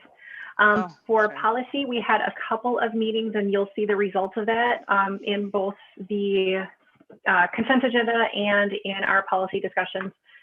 Policy group met to review the technology use policy. Given that we have distance learning, we wanted to give it a review to see are there things that we should change, update. And Justin Gearing was with us on that to review. Not any major changes with the language that's there is kind of there for a reason. So while some of it feels a little vague, there's reasons why it's kind of vague sometimes. And the Title IX group, policy met about Title IX. And we looked at the policy, and one of the biggest things with this one is figuring out all the different procedures that we have to enact as part of this policy. So we have started doing that, and we will have another meeting soon and continue doing that so that we will have a more full update, drafted ideas for you in November. And then we have we'll have just some annual updates coming up as well. But the annual update policies are usually minor red lines, so I don't usually call a meeting for those. But we'll definitely have another Title IX meeting coming up. Okay. Great. Thank you. All right. There's no item 9 questions. We'll move on to our consent agenda. So item 10, consent agenda. Can I have a motion to approve the consent agenda? Can I ask a quick question about this first? Mm-hmm. I don't understand what we are voting on for 506 and 616. Is it just something you have to do annually? Yeah, Yes. There's no changes, but we still have to vote on. Yeah, that's So, fine. I just wanted to make sure I understood. And really, that's great, Rob, because I've come to understand that if a policy goes to the consent agenda, it was a minor red line, nothing major. If there's something major, then it ends up down in discussion or approval. So that's the difference. Yeah. So do I have a motion? Anyone like to motion to approve the consent agenda? Cody will. Okay, do I have a second? I second. This is Maggie. Okay, I will roll call to roll call vote. Dan Ellingston, Yes. Cody Schneip, Yes. Michelle Kurkowski, I said yes, sorry. oh, I'm sorry, Adam Bartz, Yes. Robert Kruger, Yes. Jennifer Bartle, Yes. Maggie Burgraff, Yes. Annie Cardenas, yes. So all that are present, yes, motion carries. All right. So I don't know, you discussed some of this in your policy above, Michelle, but we did put on old and unfinished. Any discussion on the Title IX? I don't know if there's anything you want to add to that discussion. I wish that I had more. We did go through because John had information from one workshop and I had information from another, and so we're just kind of going piece by piece through the policy. So the update is that we're working on getting those procedures in place. I wish we had more, but it really is. It's a lot. I promise. So we'll get it. So we'll get it. Okay. I know we had in October, September that we would be discussing it again. That's why we put under old business. All right. All right, we're on to items for discussion and decision. So for item 12A, business item, I'd like to move to approve a board member leave of absence resolution that I've included in your packet. Do I have a second? This is Rob. I will second. I don't know what page. Page number. 116. Yeah, 116. 116. 116. Any discussion for that item? All right. Is this something the students know about now? Yes, yes. They the replacement has happened already before that. That's a good question. Yeah, I just want to make sure I don't say anything to my daughter that she doesn't know. Yes, no, there was a replacement and all. Thank you for asking. And it's a leave, a board replacement for leave. So if that person comes back, then retains the board position. So then I would like to go ahead for that and roll call approve. Dan Ellingston, Yes. Cody Schneip, Yes. Michelle Kurkowski, Yes. Adam Bartz, Yes. Robert Kruger, Yes. Jennifer Bartle, Yes. Maggie Burgraff, Yes. Annie Cardenas, yes. That is all present have said yes, and therefore motion approves. So now we get to make an appointment for our person, our teacher coming into during the leave of absence, which is Dina Albers. I'm sure you all got to read her bio. We're very lucky to have her. I did open it up to staff just to let you know, and she was the one who applied. So Gina, what I have for you and I've sent to you is your oath of office. So what I would like to do is read the first part. Wait, let me find it now. It's in my hot little mess. I'm like the other task force I was talking about. I even have it ready to go in your mailbox as soon as I'm done. So hold on, let me find it. All right, hold on. See, you were the one. It's funny. She emailed me like, hey, tell me what we're doing again. And here I've got the paperwork everywhere. So Math and Science Academy Board of Directors member oath of office. So I'll read the first part and then have you read out loud your swear in. So it is an honor that you are elected to guide the education of our community's children. As you recite the oath of office, you assume a tremendous responsibility as a director of the Math and Science Academy with the duties empowered by the Minnesota legislature. This power puts you and other members of the board of directors in the position of being both morally and legally responsible for equitable quality education of every student in the Math and Science Academy. In carrying out this responsibility, you will be asked to fulfill the roles of vision, structure, accountability, and advocacy. In providing vision, the board will, with extensive participation of the community, envisions the community educational future and then formulates the goals, defines the outcome, and sets the course for the public schools. To achieve the vision, the board of directors establishes a structure and creates an environment designed to ensure all students have the opportunity to attain their maximum potential through a sound organizational framework. Because as a board of directors, we must be accountable to the community, we must ensure a continuous assessment of student achievement and all conditions affecting the education of our children. As members of the board of directors, we serve as educators' key advocate on behalf of the students and our community to advance the vision of our school.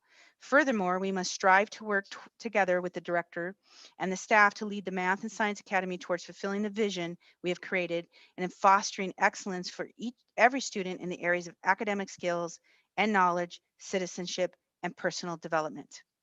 So you can see I'm going to have you sign a document. Obviously, I would do that, but I'll have it in your mailbox. So I would like for you to read that you accept the appointment to the Math and Science, that little swear and affirmation, if you would. Yes, by signing this document, I accept appointment to the Math and Science Academy's Board of Directors, and I hereby publicly affirm my commitment to the oath of office.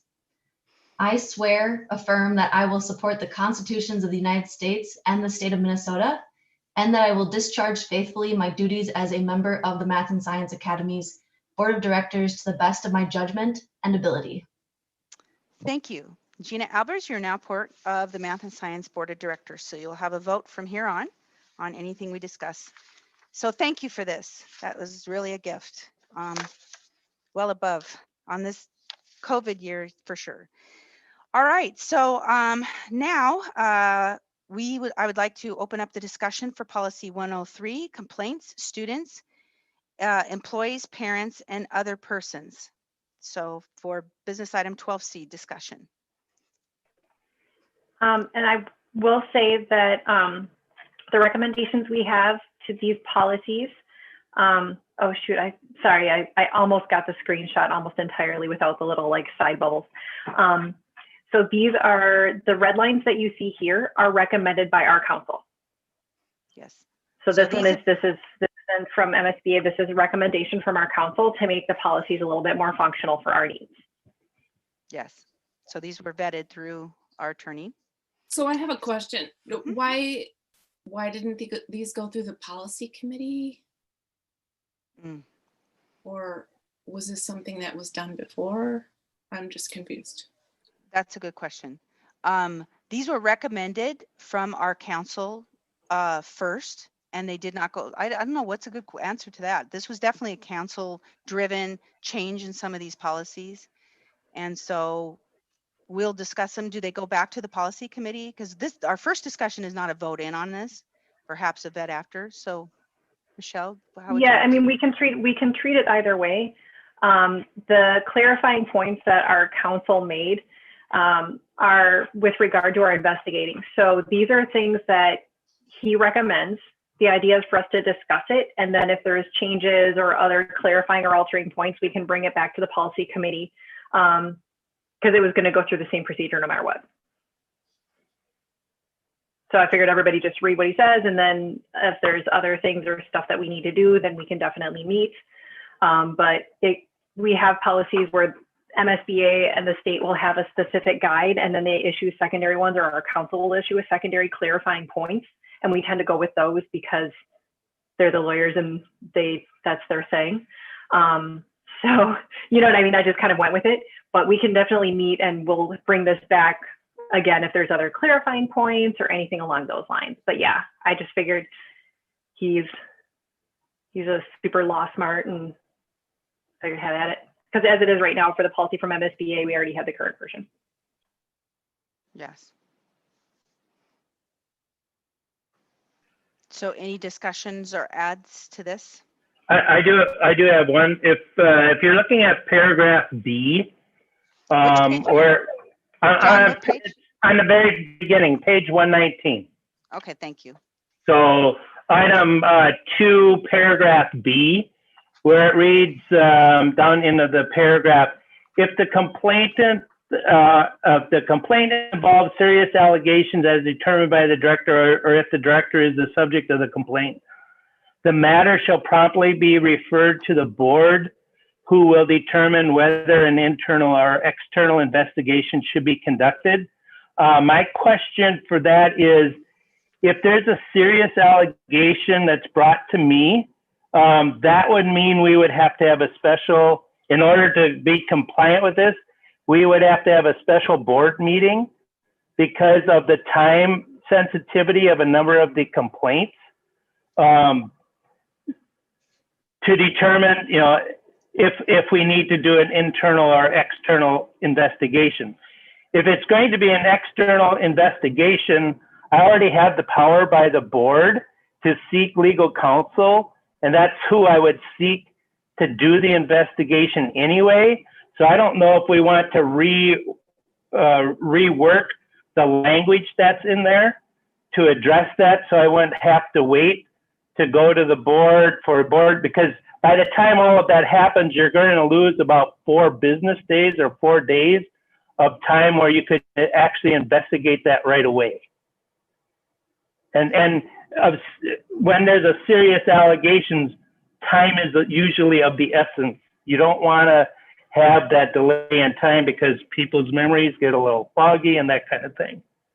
So I would like to have that specific paragraph kind of cleared up. Could John, could With it be that as in mind. simple as putting a period in there and then restating it? Because I think it's actually saying what it could be interpreted to say what you're saying, but because there's so many commas, it's a little confusing. So I'm just wondering if we just finish it out as determined by the director, but if the director is the subject of the complaint, then it's brought to the board. Yeah, I think, Put a period in there. Yeah. I think that's a great solution to that. But that's not the intent. So we can definitely, like I said, I'll make the notations, and then if there's questions I can obviously send it on to our legal counsel as well.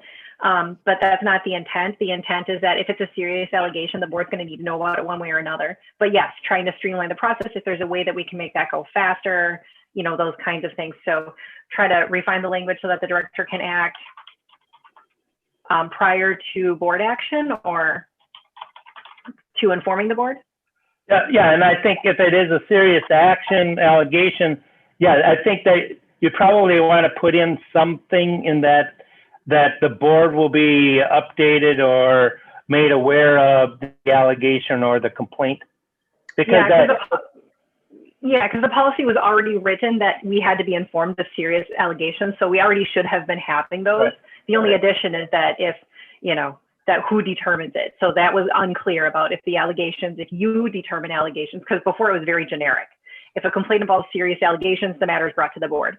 Well, that's kind of generic. So if the allegations are brought to you because you're an investigative head for HR, for a number of the functions of the school. So if it's brought to you, yes, then you would be the one to bring it to the board. Or if the director is subject to complaint, then it would be the chair. But either way, the matter is brought to the board. Has that been a hindrance in the past?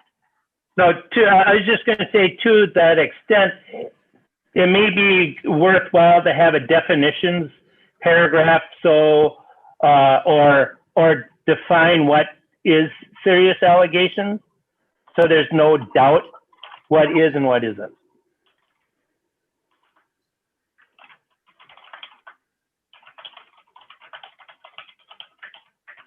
And then we may also have to preemptively include just like to check in and see with regard to drafting of Title IX, because that's still a serious allegation, but it has its own separate policy. So if we include a definition, then we'd also have to include that specific allegations with regard to sexual harassment follows. Right. So just a couple of other like fine-tuned definitions would be good there. All right. Yeah, and then we don't have to label all of them, just for example, right? So you're asking. This one, there's two key things to define in here. One of them, yes, what is a serious allegation? What would count in? And two, the caveat that amongst the serious allegations, there's the allegations with regard to Title IX may have separate policy and procedure. Okay, I see what you're saying. Now I get it. Totally get it. Yeah. All right. Is there any other comments on that? Would it be helpful for a person who is looking into this, like for help? Would it be helpful for them to know that it may take, like for the special meeting notice, that it might take up to 3 days for their issue to be addressed? Just so they don't understand the timing of it? That's not a terrible idea. Yeah, it's actually good. Maybe just that it would follow special meeting appointments. I don't know, but I don't think this is something that we can call an emergency meeting for, so we have to do the 3-day notice. Is that correct? I think, yeah, the non 3-day notice ones, I know it's like natural disasters, you know, there's a few specific circumstances.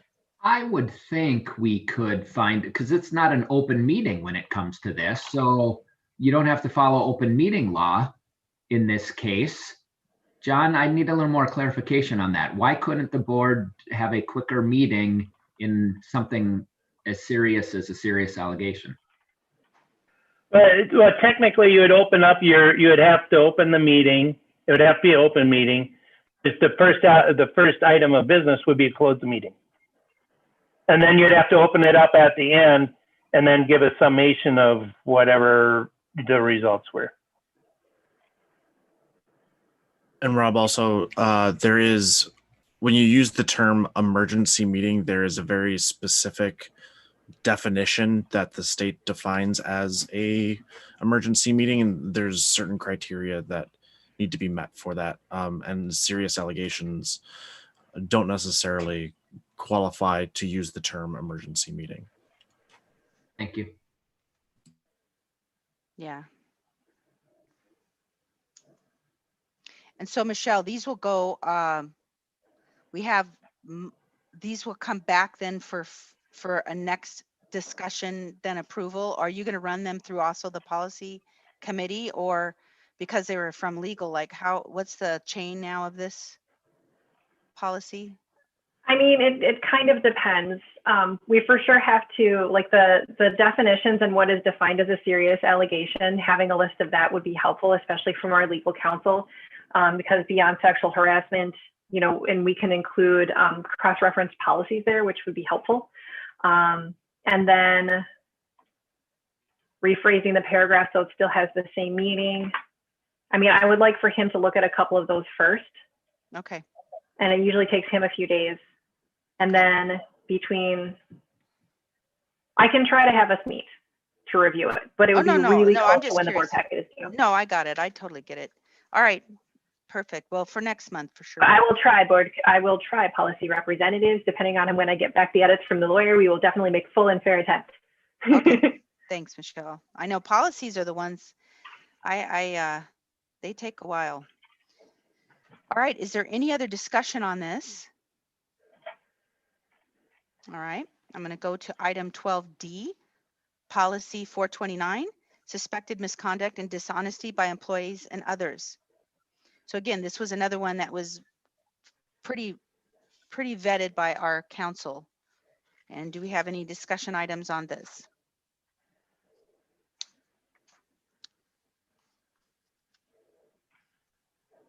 So this one has one of the things that the legal counsel did clarify were some of the additional responsibilities of the director. You know, I mean, just to kind of delineate that was where he had some of the more specific feedback, and then upon receipt of allegations, how is you know, like what is the order upon receipt of allegation? So my question is who has to be the author of those protocols that the director has to put in place?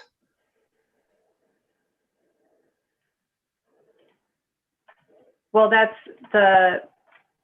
when we're looking at the protocols that he has to put in place so that the people, are you looking at number 1?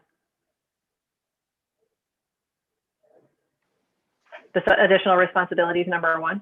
Yeah, so I mean, it just says there's, you know, all of these, you know, protocols. Is there, I mean, are those all, who writes those? Is that something that, John, you were handed? Is that, how does protocol, I mean, there's a lot of responsibility there. I'm just wondering what you know, what you have. Well, I would be creating it all. And there is, yeah, I'll just put it that way. I would be creating it all. That, as in a very active, a verb. Yeah. Well, and it's definitely something where, you know, doing something like that, especially for allegations, it can be for sure something that policy committee can assist on, or even an ad hoc task force to kind of develop some policies and protocols so that you're not, you know, having the entire weight of that just on you. We can definitely have, you know, a team approach so that it doesn't feel super overwhelming to develop all of the things. And for sure, I was trying to find some template, but there's variations across a lot of different schools. So I was going to check in. I was going to try to see if I could email Eugene Piccolo to see if he had a couple reliable templates or just examples that he thought were like good exemplars to base it off of, but I haven't had a chance to contact him about that yet. But would you like me to ask too, if I'm sending one to the lawyer, should I, or one to legal counsel for review to see, like, for clarification of point, should I ask about protocol? See, is there an exemplar protocol that he had in mind? Yeah, and to be honest, I would appreciate, you know, and maybe it is the policy committee that works on this, because we're talking about putting in those protocols, but I would greatly appreciate any assistance that the committee could provide in developing that. And the other part of that is then we're both on the same page. So then when we have this developed, it's pretty seamless. It's not, oh, well, what about this? We forgot about this. So we have a very well-written document. I think Eugene Piccolo would be a great place to start. Yep. So with this policy then, should we, because this is not one that's up for renewal that we have to put, this is something that was advised from council. Should we wait until we get protocols and this together before we bring it back? So we're not just, I feel like we should have this complete. So for sure, so that we have both components. Because you can't work a policy without the procedure if the policy says you need a procedure. So No, yeah, they would definitely need to be together.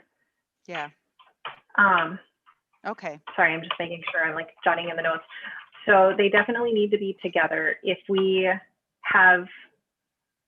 can send out those question marks to council right away, then we at least have that feedback, because then we have time to get some of the other meetings scheduled. And if anything, because it's shorter, we may just have policy 103 ready for November, and 429 may wait until December, just because we have to consult with some others and then meet with people whose schedules are already really packed. And so it's super hard to find a date when we can all meet together.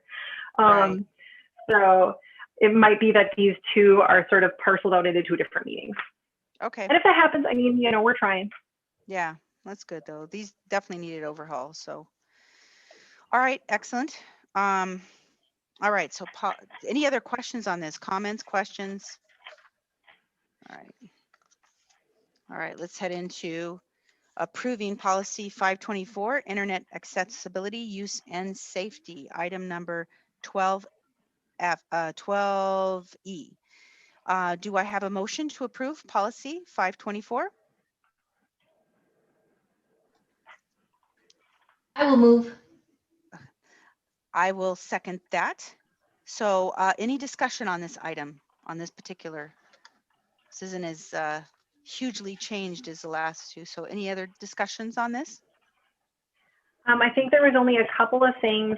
Like I said, we didn't have a ton of things when we were talking to Justin, and we are kind of going over it. In the end, a lot of the things are the way they need to be. There's two things though. One of them, when we talk about the MSA computer system, we changed and added into the definition. So to make it very clear for the students and the families and community members that when it talks about the MSA computer system as a big sort of umbrella term, that means the cameras, the laptops, internet at school, like anything from the school. Because they think computer system and they somehow think just the internet or just their computer. So just to make sure we're really clear that it is all of the things. And then secondarily, there's a couple of them, John, that feel a little weird. And so we weren't sure. So a couple of them that we wanted to review is in unacceptable uses, number 6. The private information one, it seems template and it seems like it's workable, but when we look at the language here too, there's a number of other things that are part of our policies that say that we can post So it was just one of those where this is sort of the template language they use. And yep, there's a little bit of contradiction, but it's just sort of like you kind of accept that it's imperfect, or do we want to change it? So if you're using your MSA laptop and your phone died, so you really quick use your MSA laptop to, you know, post your kitchen table on Craigslist or something, is that a violation of our internet and an acceptable, you know, technically you're using it to do something outside of school, but it's not other people. So then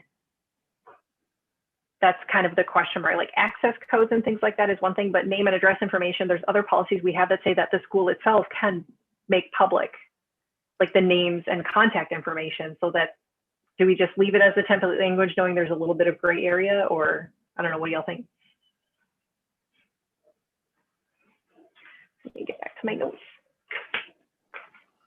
I didn't see anything major red flags there. I mean, I know you're bringing up some of this, but I feel like we do have some weaving over of things between, you know, if something's not working on your laptop, you hop on your phone. If you're on your phone, hop onto your laptop. I mean, I never thought about personal versus, you know, that this is where we're living in right now. Unfortunately, this is our situation. Well, yeah, and this is part of the problem. To a degree, there are some things that are just really difficult to enforce, practically speaking. And this is kind of one of them. Yes. You know, teachers know each other outside of school, we hang out, you know, it just, it's hard to, yeah. Well, the other part of this is, you know, if you are using a school laptop or something and you do put, for whatever reason, use a little, you know, do something on your personal business on it. I believe anyway, and if they don't, we'll have to redo a little training. But everybody that is a school employee knows, or should know, that anything you do on a school device is public. Yes. So I believe everybody is aware of that. The only gray area would be, you know, if they're using a private thing with school. But, you know, I've got a cell phone, and I do, on my personal cell phone, I do school emails off of that. But in order to do that, I have to log into the school system anyway. Yeah. So honestly, I did not see any problems with what's in there. Oh, I don't either. And that's totally fine. It was more just a point of review. Right. And then the next one is on the part C of that. They prohibit a user from utilizing MSA to post personal information about them on these things. It's including but not limited to. So again, those are, should they do it? No. Are they not? And they're not allowed to do it. It's one of those, it's a prohibition there, but just as a point of review, it's something that, again, you would have to confiscate the laptop. There'd be a stronger investigation process. So it's one of those where, like, it's something we can keep in there, but just as a point of review, especially for staff and for everybody, that it's still MSA stuff. You still, you know, all of these things are still school property. So for adults as well, if you're on your MSA laptop and you're posting things on Reddit, you know, just it should be about our awesome school spirit and the amazing students who have qualified for state. If we were having state for cross country, that happened, you know, these things, wonderful, read it away, but without using their names because they're minors. But you know what I mean? Just to be as a point of review. And then the last one is number 7. So we wanted to check with Mr. G. So if it can say the MSA director or designee, so then you could ask Justin to do that. Yep. Yeah, that was good. I did notice that. Yeah, we looked at the language, like, oh. Yeah, no, that's good. Yeah, that gives a little flexibility with that. And then the other thing is when we're doing some of the updates, in the student handbook, it's partial. The partial version of the policy is in the student handbook, and no version of the policy is in the staff handbook. So when we're doing some of our updates, we should also at least either think about whether we want the full version in the student and some version in the staff handbook, just as like a side note, but I put it in red so I would remember. Yeah, I remember. I read that red part. Definitely. Can we go back to number 7 real quick? Sorry. Oh yeah, no, for wait, sure. 6C, I was just thinking, I know that there's people who have like an MSA Instagram like for their students. So would this be something that we would have to notify them of? Like they use it to communicate with their students as a teacher? Like Yes. the classes. Okay. Yep. Especially because in the handbook too, it says to limit use of social networks to communicate with students. Or for an activity that has an Instagram, it needs, like, the administration needs to know that that Instagram exists, and needs to know that it is the staff member who's monitoring it. You know, you couldn't have an MSA associated Instagram and have it just be student led entirely. That's a lot. That's a liability that is a mile wide. So yeah. Totally. Okay. And then last but not least, when we added another, again, the designee for part 8, letter D. So the last sentence is a bit question mark, because if we follow through with the policy, and this is still in the MSBA template policy, so it is still there, but if we follow through with that, we can't offer equal access for all students because of the one-to-one laptop school, and because we're, you know, we integrate a lot with Google Classroom, and we use a lot of really awesome programs like Google Earth and a number of other things that don't really have very accessible printed versions. So if a parent wanted to terminate their student's individual account, we couldn't guarantee the equal access to the same information and educational opportunities. So this was where we are, again, kind of stumped.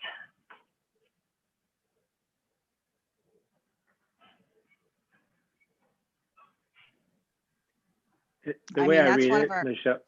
Oh, I was going to say our mandate is to provide access. So go ahead, Dan. No, I was just going to say, I mean, the way that I think it's a very good point. The way I read it, though, is they have the right to request that termination, but there's a consequence to that termination as well, right? I mean, so if there may be, I mean, we have a lot of rights, but there are also consequences for those rights. So I don't know if we need to put that in there, but I guess if it's boilerplate that they have the right to cancel it, yes. But the consequences, then your student has some, or we have to think through what does that mean. I don't know how many people, I mean, if they cancel an email account, are they going to set up a new one? I don't know who are these people.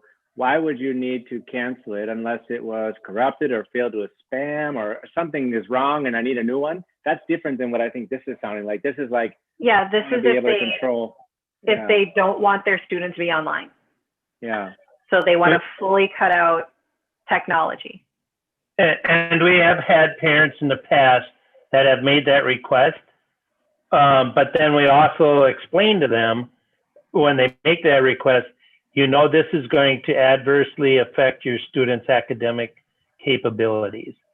And then once they find that out, then they really rethink about what they're requesting. I mean, but we have had parents in the past request that their students' email accounts be terminated or closed or shut down. We maybe don't have to solve it here, but would then the parents' email be put in the same spot? Something so that now they're responsible for managing, you know, the communication. Because I think unfortunately, everything now is revolving around email, right? Or some sort of messaging service. And so just by saying no to it doesn't mean that it goes away. You still need to be able to communicate with, especially now with distance learning.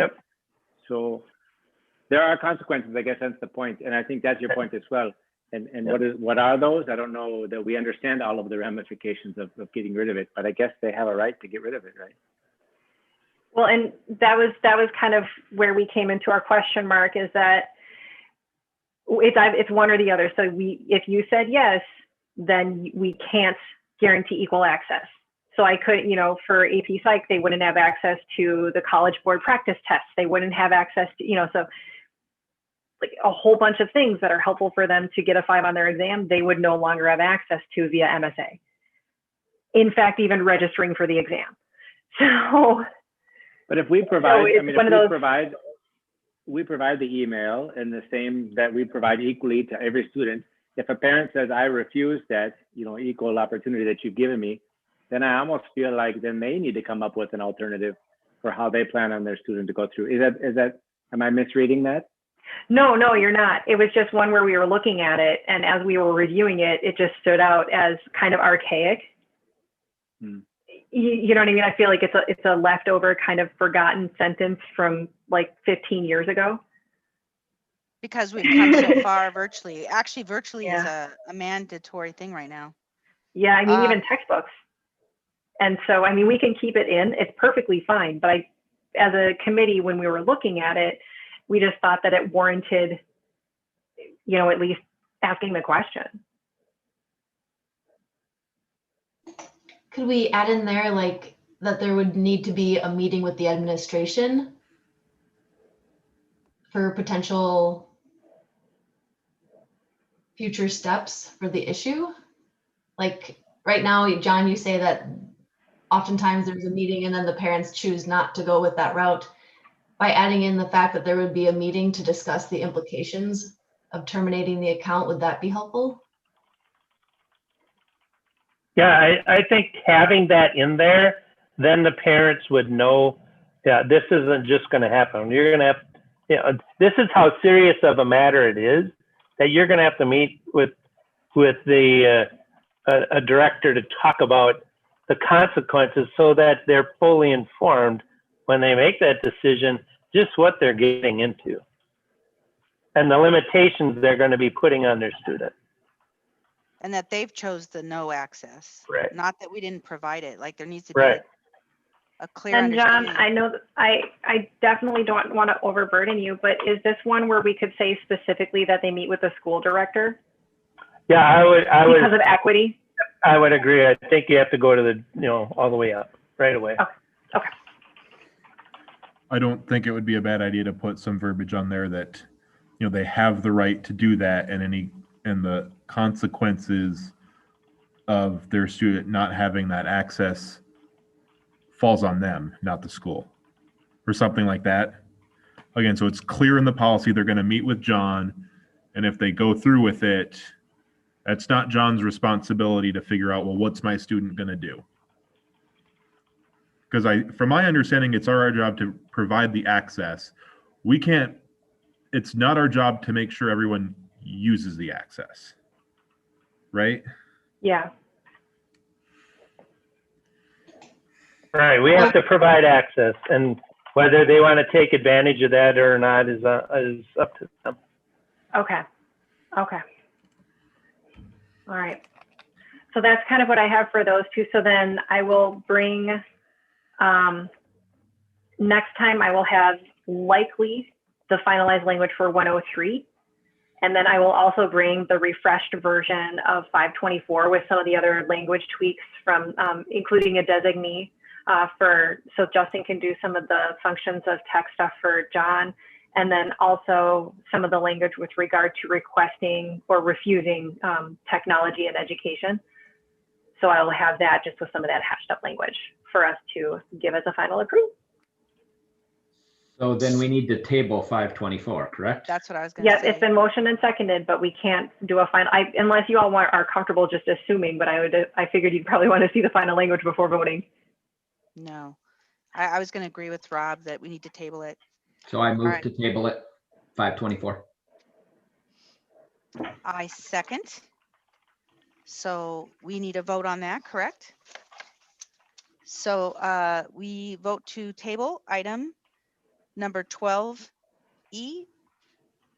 Dan Ellingston, Yes. Cody Schneid, Yes. Michelle Kurkowski, Yes.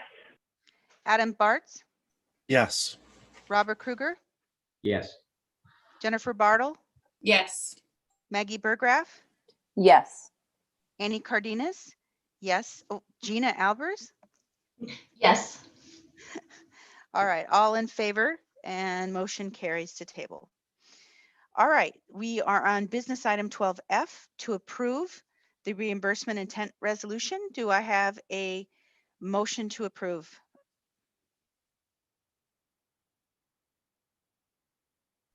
I move. Do I have a second? I'll second. This is Annie. So do we have any discussion on this item? 12F. For those of you that aren't aware, that this is basically an agreement so that we can move forward with the bond, and so that any expenses incurred during that process, they will be taken out of when we close the bonds.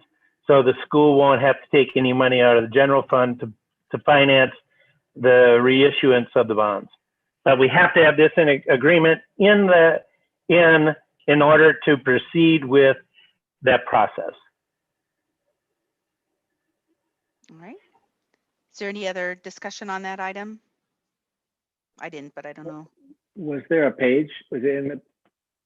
I recall It's it, but I don't before see the it. last one, it got out of order. So it's okay. 126. Yeah, 126 and 127. I remember reading it, but I didn't see it here now. Okay, sounds good. Thank you. I found it. Is there any further discussion here? All right, we will do a roll call vote. Dan Ellingston, Yes. Cody Schneid, Yes. Michelle Kurkowski, Yes. Adam Bartz, Yes. Robert Kruger, Yes. Jennifer Bartle, Yes. Maggie Burgraff, Yes. Gina Albers, Yes. Annie Cardenas. Yes, that is all in favor. Motion carries. All right, now for G, and I know we have both a board date and a 111 date for our strategic plan, which we'll discuss a little further down. So I was just going to ask the board if we it's put on the goals and agenda for January that we want to discuss the climate and mid-year staff surveys and a closed meeting. Do you want to set a different date for that, or do you just want to close that at the end of our normal board meeting? So I'll just want to have a discussion on what you feel about that. Sometimes it can be nicer to have a special meeting, just so you're not feeling stressed with time. Okay. That's my opinion. Okay. So we have 111 and we have 118, I believe, is our board meeting for that. When would we like to have 119? Am I off? Oh, that's right. 119. You're correct. So let's see. So that was 119. I got to look at my little. So I'm not sure when we want to meet. If we want to meet. Do we have any suggestions? I don't even know. I'm like so crazy with my time frame. Anyone want to throw out a date and we'll see what works. I didn't have a January set date. 25th. 25th, and that would be on a Monday. January 25th. Does that work? All right. And do you want to call that at 6 p.m. or 5 p.m.? Earlier or later? I prefer earlier. If we're not doing workshop, I still think we can rock, you know. Okay. Then we can get out a little earlier. Not that I don't appreciate all of you, but you know. I get it. Boy, we're gonna have a busy. I think we're gonna see more of each other in January than our spouses. That's what I'm thinking, or our people of interest. I was wondering, isn't January already the 11th and the 18th? We've got the 11th, the 18th, and now the 25th. Yeah, Couldn't we make it on the 11th? Combine the two? Strategic plan is 2 hours. I don't know. I mean, it's up to all of you. I mean, it's going to be probably a 2-hour process. I don't know. I know it's going to be busy January. We got to lighten up on the load here. Does that work? What do people feel having a separate, or would you rather just combine it with the strategic plan? What if, just a proposal, what if we kept the 25th, but we see what the agenda looks like on the on the 18th, and then if we can squeeze it in there, we can knock it out, but otherwise we have the 25th as a backup? Okay, so I would basically handle that as a strategic plan on 11 with part of that as a closed meeting possibility, and then if we don't do that, I can move it to the 25th. Is that right? Hopefully you can help me craft that. Somebody. Okay. Or were you meaning the 18th? I was talking the 18th. Oh, the 18th. Oh, gotcha. But I guess either one. But I think if we're already planning for that strategic plan for 2 hours, maybe our brains will be kind of tired. You know, I don't know. But where's the board one? What do you think? Or is it we already have a full agenda for January? You know, I haven't looked ahead. You're giving me way more credits than I just certainly heard- don't suggest doing a special Yeah. meeting on top of the strategic Yeah. plan. That's for sure. But I Yeah, agree with Dan, if we get to December and we know what we have in the January 18th meeting, like you said, maybe we can put that in there. Okay. Well, I don't have my stuff in front of me with, but I'll know by next board meeting. And we'll- Go I ahead. do believe the meeting is the 19th because the 18th is a national holiday. yeah, it is the 19th. So it's the 11th, 19th, and 25th so far we're hovering on. So let me take a look because I have no idea what's coming up in January. I live month to month, as you can imagine. So we'll just hover the 25th out there. Would you just kind of keep that as a soft spot, and then we'll meet that next month? How's that? What time frame are we looking? Because I need to block that out. So 5 p.m. So we're looking 5 at p.m. 1:25 at 5 p.m. If we don't roll at the Right. end of the 19th meeting. Yeah. Woo. We're gonna be tired of each other when this is all said and done. Hey, Okay. Danny, I don't yes. remember what time we put for the 11th. The 11th was 6 p.m. That's Thank when you. he wanted. Yeah, 6 p.m. on the 11th. Workshop on the 19th at 5 p.m. on the 25th if we have a special closed meeting for this. Okay. And then we'll see what January offers us as far as content for that meeting. Okay. All right. So that's done. And we are now on 12H, which we started with John and et cetera. So MDH rating, you gave that scenario. ISD 833, still hybrid. Is that where we're at with Washington? Yes, let me go back to that page. I think it's on 34, if I remember right. No, take that back, not on 34. I think it's earlier. Why do I think that? Yep, it is earlier. It's like 23 or something. Page 19 is where a lot of that information is contained. Yeah. So page 19, we kind of already talked about the MDH rating. Yep. ISD 833, based on their last board minutes, they plan on staying in hybrid through their end of their first semester, which is November 24th. Now that of course would be subject to change if the COVID rate numbers exceed. They may have to go into a distance learning mode. But as of right now, they are planning on being in the hybrid. And that is 29 over 10,000 cases, correct? Once they hit 29 over 14 days? Once you hit 30, yeah, your high school is in distance learning. Okay. John, you brought up a question for me. In the state of Minnesota, have we had schools that have had to kind of downgrade? Do we have examples of those, and how have those gone? I just see numbers overall in the Midwest going up as well as the US. So I didn't know if we have situations where they've had to go distance or they've had to go hybrid. When you say downgrade, do you mean they go more restrictive or less restrictive? More restrictive. I see more numbers going up than I've seen go down. So do we have examples? Across, at least charter school wise, the vast majority of charter school directors are getting ready for distance learning. If you look at the state, if you give me 1 second, I can kind of give you an idea of what's happening statewide. So, and this is based on the MDH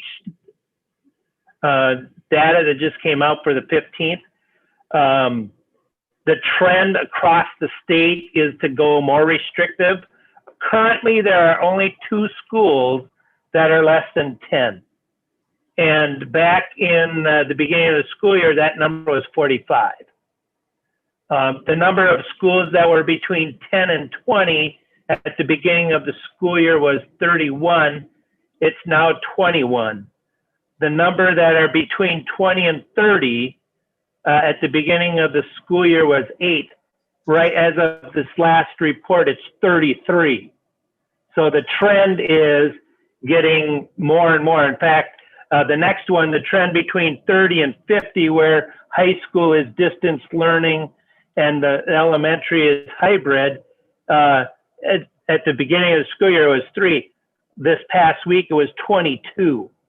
So there's a big movement to being more and more restrictive. In fact, we have 9 schools, or I should say 9 counties, that are at a case rate of over 50. So the trend is that schools are going to have to be going to a more and more restrictive scenario. Or in other words, more and more schools are going to be going distance learning, and in some cases for everybody, no matter what grade the students are in. And the trend, the daily trend for Washington County, we're at that point. That data point just came out, well, an hour before the board meeting started. And for Washington County, it is almost 40 right now. I think it's 39.6 right now. Yeah, and let me help you with the math. It's not going to take too many more days for us to get over 30 for a 14-day average. So that's right. We should talk to all of your neighbors who are in hybrid right now in 833. We're just counting days. Yeah. And I guess that's not to short circuit the conversation, but I think a lot of folks use the example of, hey, other schools here, other schools there are doing this. But I think we need to kind of think a few months out, right? And say, where are we going to be? I don't want to be pessimistic at all. And I like the idea of us having a discussion about survey results and what can we do, to Annie's point earlier, what can we do to be ready for hybrid? Those discussions all need to still happen. But at the same time, the reality is there's a strong headwind, going against us moving back, right? So just to bring it out, because that's kind of what I get a sense from, and I appreciate your context with the state of Minnesota there and the schools. So thank you. Yeah, and there is kind of a resignation by the vast majority of the charter school directors that, this is where we're heading. We're heading to distance learning. Excuse me, we're all heading there because the case rates, we're getting in the flu season, we're in the virus season, and the case rates tend to go up in the winter. So, and then the other part of that is now we have MEA break that happened. How much more of a bump are we going to see from them? Then you have elections, and then you have Thanksgiving, and then you have winter break. So we have all these events coming up that are going to offer opportunities for the case rate to receive another bump. So I don't want to be pessimistic, but you also have to be realistic. As kind of part of that as well, I think too, one of the things that we're thinking about when we're looking at hybrid, yes, we need to know what we need to do safely. One of the things that was shared when we were discussing things in the COVID liaison group is that within 833, they are hybrid, but a number of their teachers are from home. So there were parents who were upset to find that in their hybrid model, their students are still learning on a screen. They have a babysitter in the room, but they're learning via screen. And so that was also, yes, they're in hybrid, but that doesn't mean, it doesn't necessarily mean what might be envisioned. So if we're but we still need a full hybrid plan. We still need an actionable thing. We need to see, can we physically be in compliance? That's for sure foremost. And I will also reiterate, and I really, really would love to see my students, but we are also moving into, I know my cousins are going duck hunting and they're going to other states to do it. So it's also a reiteration that to help stem the tide in Minnesota, we are surrounded by states that are in a red zone right now, and we are the donut hole. So if you're going to other states for events or for hunting or for any number of things, just to be extra cautious, because we are the only wall against that red level. We are orange, they are red all around us, 10 states around us. And so just extra caution right now helps us long-term. Hand wash, make sure we're doing hand washing and like all of the CDC recommendation things in all states, regardless of if it's, just to be very careful. But I told John I was going to bring this up. And I'm working on number H4, the administrative and person prep. I think that's all great, and that's stuff outside of our box. But I don't see personally things happening here to propel ourselves getting ready for hybrid. I am here every day. I see abandoned buildings. I see 6 COVID beds in hallways not getting done. I don't know about fiber optics. All the things that the MDH says we need to have ready that doesn't have anything to do with who's around us. And again, I'm one of these people that I'll just flat out say my position is we need to do everything we can to get our kids back if we can. That's what we need to find out. Can we do? Can we do that? And I feel like, what's the update on fiber optics for Wi-Fi? What was going on with COVID rooms? What's going on with detailed rotation of students with schedules that match? Has that been discussed? Have we thought about that? Have we thought about transportation? Have we thought about who's wiping down hallways between classes? Lunch schedules, what's that going to look like at a hybrid? Do we have staffing for that? Do we have HVAC systems? Do we have social distancing compliances? Can we do it? I saw that certain classrooms can't have more than 5 or 6, but if we thought out of the box, what if there are other things?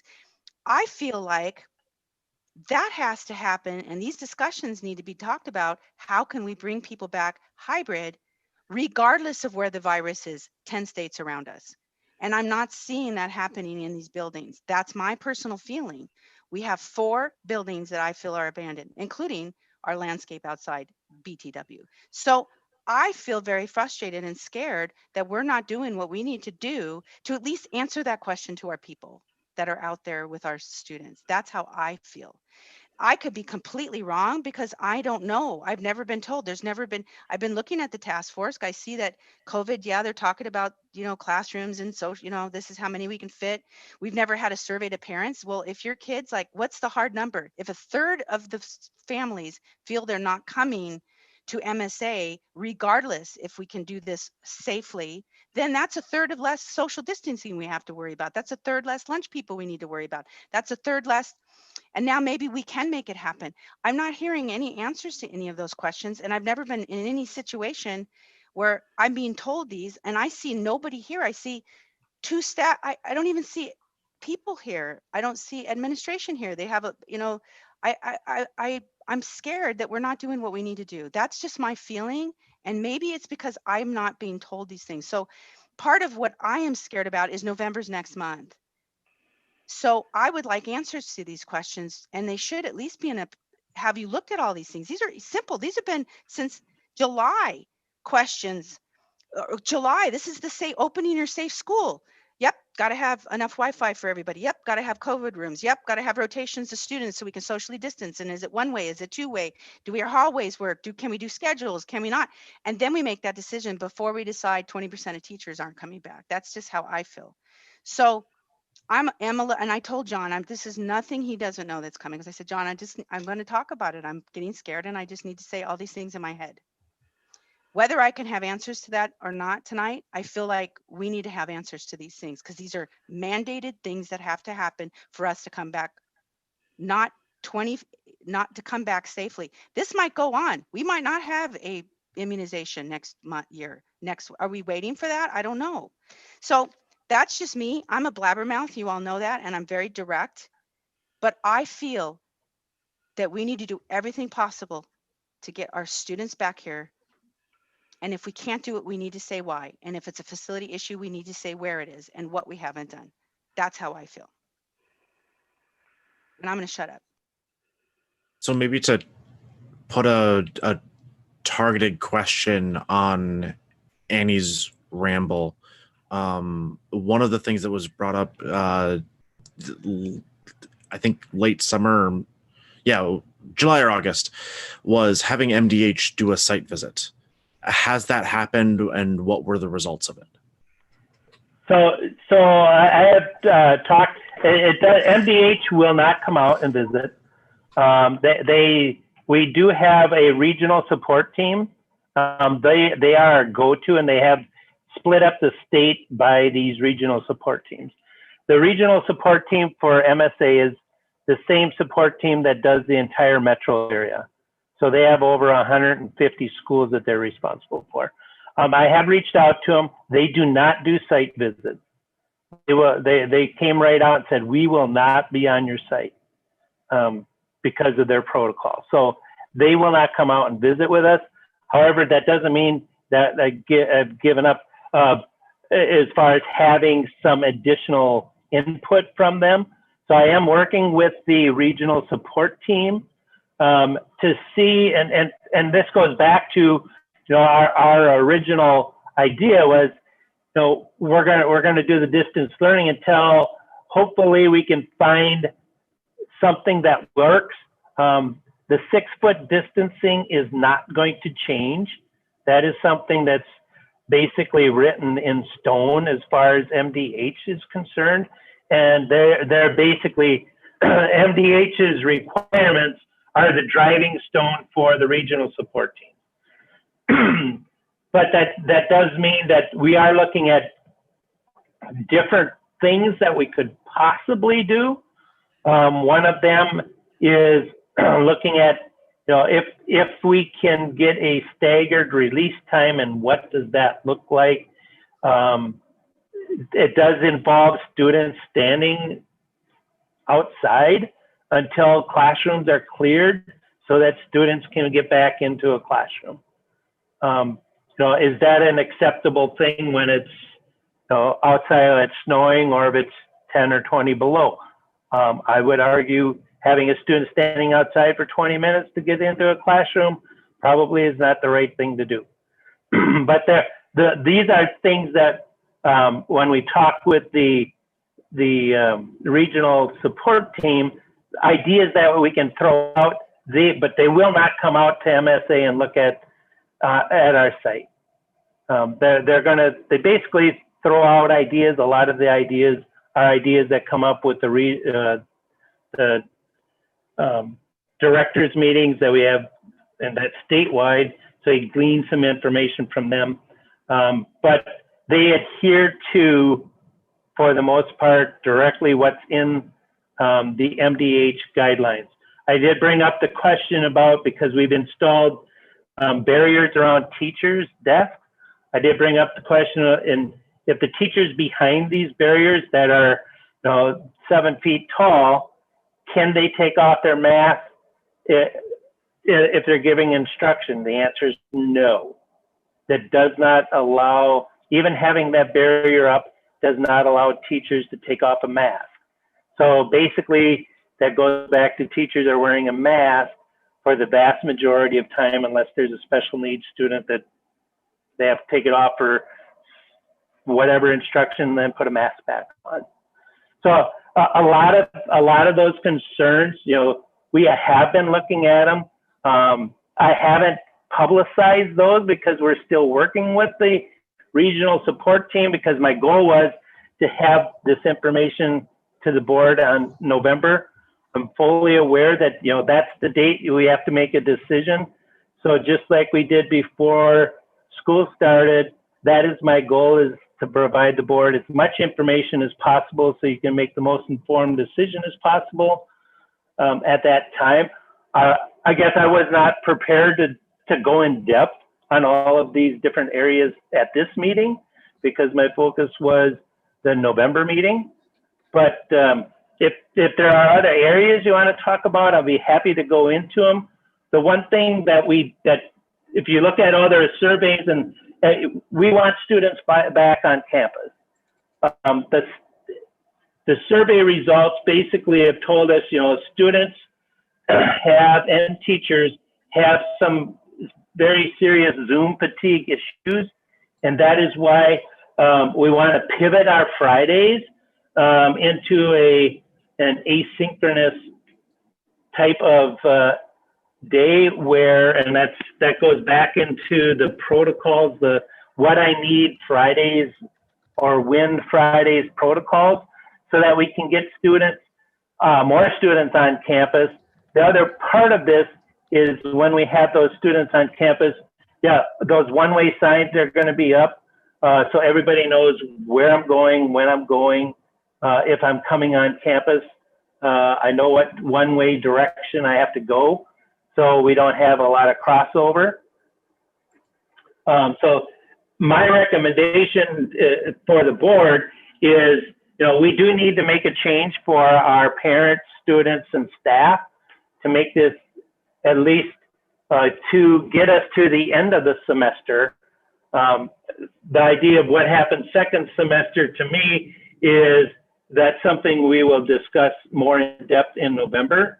But for the time being, for the rest of the semester, I would like the board to consider and think about and possibly approve a change to our current plan so that we can get more students on campus utilizing a synchronous type of activity on Fridays. This allows us then to have students on campus, more students. I mean, it's not going to be hundreds on a day, but at least we will have more students on campus. They'll have more chance to interact with teachers and other students. The other part of that is it does then give you a better idea of the challenges that if we go full-bred hybrid, what we will have on campus and some of the problem areas. And talking with a lot of the school leaders in other schools, what they thought was going to happen in their hybrid plan and where they're at today is almost a complete change because they had no idea what to expect. Where they thought they had a great plan, and there's always things that come up. By having students in a smaller quantity, you still minimize the risk, and some of those problem areas or problematic areas may surface, they may not, but it does give us a better opportunity to get students on campus. Obviously, we're not bringing in transportation, so all of these activities that we would offer would be optional for students, but it does open up the possibility of students coming on campus. Didn't we, though, ask for that or amend that last month by moving to using the phrasing with supports to allow for students to come on campus for these optional activities? Right. So there are, but the problem that we have right now, Adam, is we do have that in place, but I'm looking at, so that was in place while we maintain our same schedule, with Fridays being every class period. And from the surveys and the feedback almost across the board unilaterally has come back, Fridays are extremely difficult. If you look at our attendance rate, Friday is by far our worst attendance day. So if we do a pivot on Friday, the idea is we will keep Monday through Thursday the same, and then Friday we pivot, so we make that look different. So we increase the number of opportunities that students can come on, because now they have this Friday that's freed up, so to speak. The problem that we currently have, you can come on campus, but it's got to be after or before school hours, because otherwise you're coming in and you're going to miss class. And we're not going to allow students to come on campus and miss another class. Well, now, John, I will say that wasn't specified in our motion. We specified students could come on for student support and included in support the idea of enrichment. So I have been planning and working with my psych students to schedule a perception goggles lab. After advisory time, I can keep my Zoom window up for students to check in with me, but I have been planning on this for a while now. They've already signed up for it. Our resolution did not dictate specific times of day, and in fact, specifically includes enrichment activities, which this is. So I moved forward with that, and it's Thursday that we're doing the lab. Well, as long as you're not infringing on another class, that's fine, because otherwise I'm going to have departments fighting upon departments, and I'm not going to have that. It's during the study hall time, but technically that is still during the school day. It's just not during a regular class period, but it's technically during the school day. Did we move on? Sorry, just procedurally. Did we move on to I, 12I? I think that was kind of where I got a little confused too. So but yeah, from discussion. Because I still had a question on the previous. No. Oh, okay. Go ahead. No, go ahead, Dan. Because we haven't moved on to I. I'm just saying, that is one of the under the support ideas. The discussion is the pivot, doing a pivot on Fridays. So I guess, that kind of bleeds into the next action item. But yeah, if you have questions on those, please go ahead now. I just had one question because I hear now, 6 foot may have been just some made up number, right? I mean, we just decided, somebody decided that at 6 feet the virus stops, but we all kind of know now it's airborne, right? So my fear is 6 foot is the old number. The new number, if anything, is going to be bigger. It's not going to be smaller than 6 foot, and it puts more strain on our HVAC and everything else. So I guess as you're coming back, John, for the November discussion, I mean, 6 foot probably is the minimum number of what we can accommodate, right? If anything, I think given the more and more information that we find out, I mean, masks is not a political thing, I hope is good. But at the same time, we're saying that it's in the air and lasts for a long time. It doesn't go away and it doesn't drop dead at 6 foot. So we have to take that into account in our November discussion as well. So I just wanted to kind of see, is MDH, you said they're sticking to 6 foot, but that was a number that somebody came up with 6 months ago, and that's stuck in everyone's mind, but I don't know that we really know that that's the right number. No, that is the 6 foot requirement is from MDH, and it is a requirement if you're in a hybrid scenario. If you're in person, then it's a recommendation. It's not a requirement. So the difference between recommendation, you have to do a recommendation. I'm sorry, a requirement is something you have to do in order to be compliant. A recommendation is something they'd like you to do, but you don't have to do it to be compliant. The other thing that you should be aware of, in the discussions with the regional support teams, is they have I would say a little more liberal interpretation of what that means. So they're basically looking at counting minutes that students are within, that are not 6 feet apart. So their position is, if you're 6 feet apart or more, none of that time counts. So as an exposure. So if you're in a hallway, in our hallways are, for example, in A, passing time, that's all within 6 feet. Excuse me. If you're not adhering to the 6 foot, strictly the 6 foot passing time, that is all time that would count towards your exposure for being at close contact should somebody be tested as positive. So they have a little more liberal interpretation of that as far as the safety goes. We can go down that road and count minutes. But I want to make sure I'm clear, John. I'm saying 6 foot may not be enough. So 6 foot is a recommendation, or maybe it's a requirement, but I'm saying that was an old one. And I'm not saying that we need to hold to a tighter one, but if anything, I would say that will be broadened out versus, brought down to 2 feet or 3 feet, right? Yeah. That is the minimum. That's the minimum that the requirement is. Would there be time in the next month for us to calculate? Because I think somewhere in the packet it said 21 classes cannot maintain 6 foot. Could they calculate how many classes would be able to maintain 7 and 8 feet? Oh yeah, I mean, we could do that calculation, and we'd have to go back and probably measure everything out again. But it's going to be a lot less, which is going to drive up the number of classrooms that are going to be less. If that's what the board would like, I mean, that's my job is to provide you the information in November so that you can make the best informed decision. So if you want that, I can get that calculated and ready for you. I guess.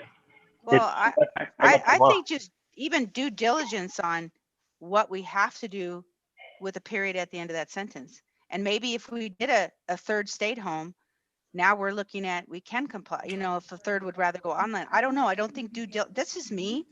And I just don't think the due diligence I'm hearing yet of, we don't even have lines on, have we even decided on how we're going to rotate out here? There's not even strips on the floor or anything. There's nothing. So I don't even know what. So it's the due diligence of what we have to do.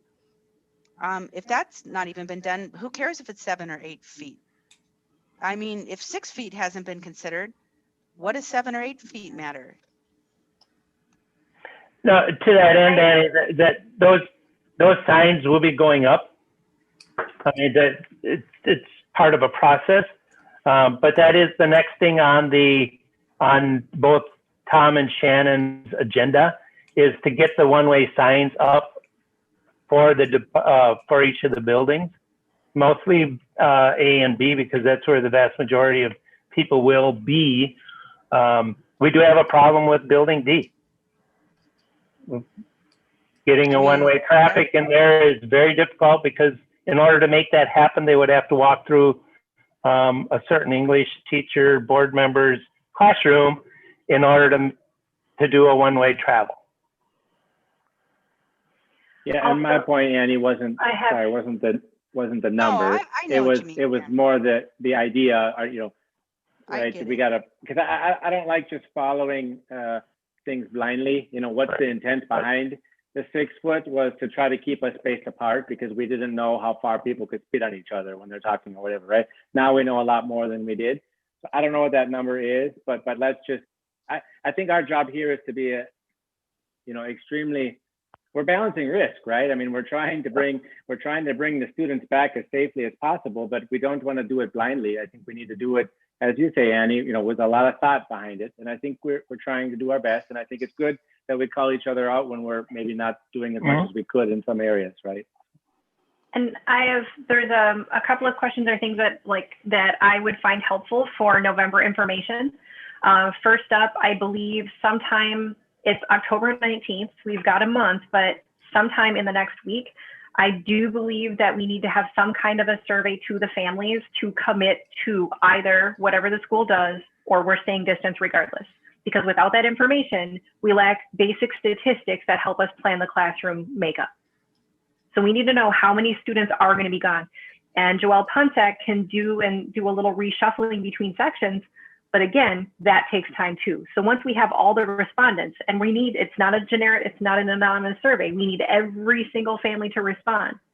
So we definitely need that information. And then she needs time with that information to map out what the schedules would be. There are over 400 sections, so this has to be mapped out. So I definitely think I would like to see that survey. When it comes to the teachers coming in, then yeah, we're going to need a commitment, but a commitment again, for them and their families.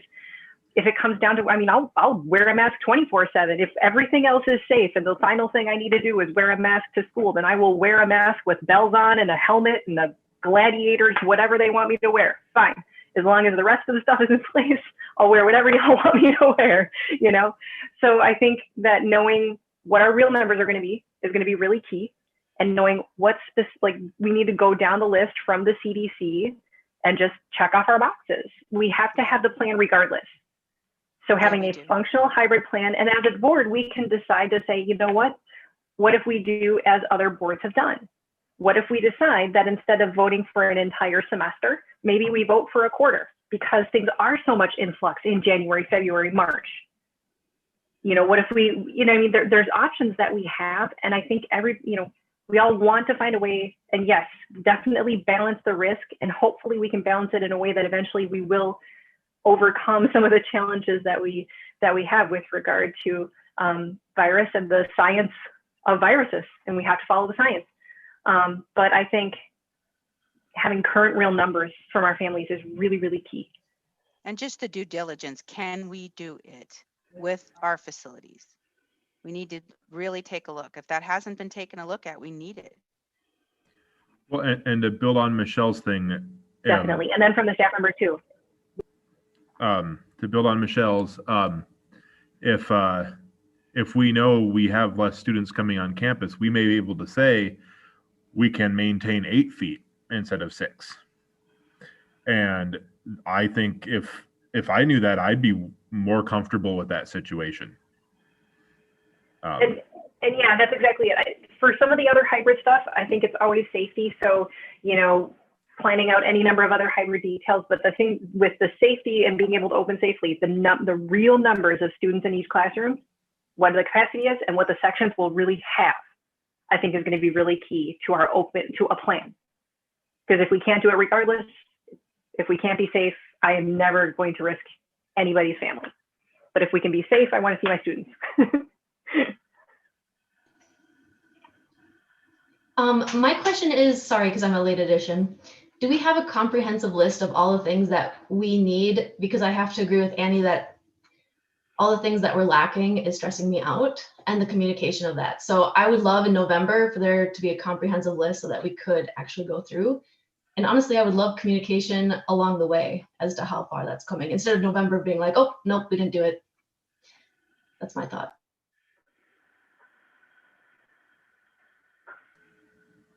My other question is, do we feel like we can be presented this information and make a decision at the regular board meeting? Or do we need to have a special meeting just for this? Because this is a big deal. I think that's a good question, John. And honestly, because like the comprehensive list, I don't even know what's been done or not done. So, I mean, maybe the answer is yes. That we'll have a recommendation a week before, and maybe not. I don't know where we stand on this list. So, I guess that's a good question. Could we move this topic up in the agenda? So if something, something could wait a month, whereas this one's urgent and important, right? So it could possibly be up on the discussion. For next, are you talking next month, Dan? Yeah, for November. Yeah. So we're not 10 or 11 o'clock at night and everyone's tired and we make a decision because we're tired, right? I mean, it should be one of the top things for us to discuss, just a proposal. So yeah, for the November board meeting, the yearly agenda is fairly light. You basically have the financial audit that you'll get a presentation usually from Clifton, Larson, Allen, and then the world's best workforce, which MDE hasn't even sent out their recommendations on what that looks like yet. So I'm not sure what that'll look like. And then there's an annual review of the bullying prohibition policy. Those are the only three items for the November agenda, minus whatever we have to carry over from today's meeting. So you could spend a fair amount of time talking about it, especially if you make that one of the top discussion or the first discussion items. I do second Gina's idea. I liked getting the Friday update emails, even if the update was that there wasn't a change or things like, I liked getting the Friday summary about where our plans were progressing last year and, how that was. And I think that might be helpful to our community so that they too know that we are exhausting all the options in our progress and to understand where we are at. I found it helpful, but yeah, I think having a comprehensive list, and is it unreasonable to ask for that, perhaps the Monday prior or the Tuesday prior, so everybody has a chance to kind of look over it, but then also to mull and think about what questions you might have. I think that would focus our discussion a bit more. I don't know if that's unreasonable though. Are you saying like the Monday before the board packet is scheduled to go out on Thursday? Yeah, so if we have just like in the general board folder, if we had the sort of the most up-to-date information, our meeting is on the 16th, correct? So if we had the information about where the current status is of our punch list, essentially, what about the beds? What about the hallways? What about sanitation? What about HVAC? Our punch list. If we had the information of that punch list available in our folder on the 9th or 10th, even if it's Google Docs where there may still be like some little tweaks or things happening over the next few days, but we can at least start looking at the information because it's a lot to think about and we want to do really solid job and make sure that we're really addressing everyone's safety and their needs.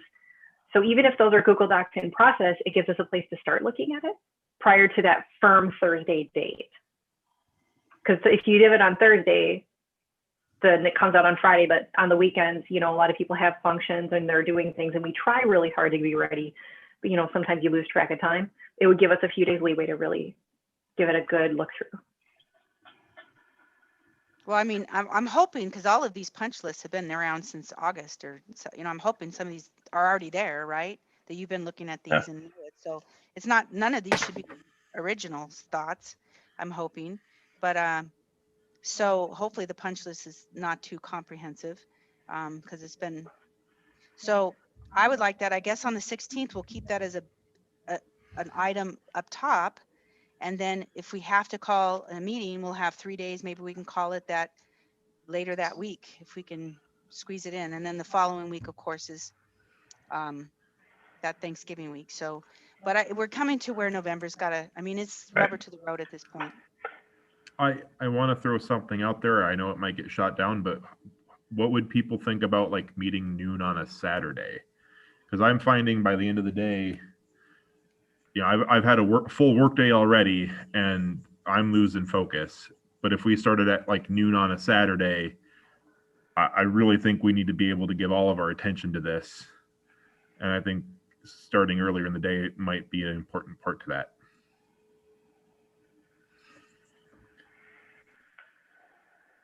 I would love to say yes, but because I do love our school and I appreciate so many things about our school, but conversely, I've had a very long week and I have one day to do all the errands, all the yard work, get the groceries, do all of the things, and then Sunday to grade and plan for the next week. I don't think I could pack more in on that. I need at least a couple hours just to breathe. But I mean, what do you all think?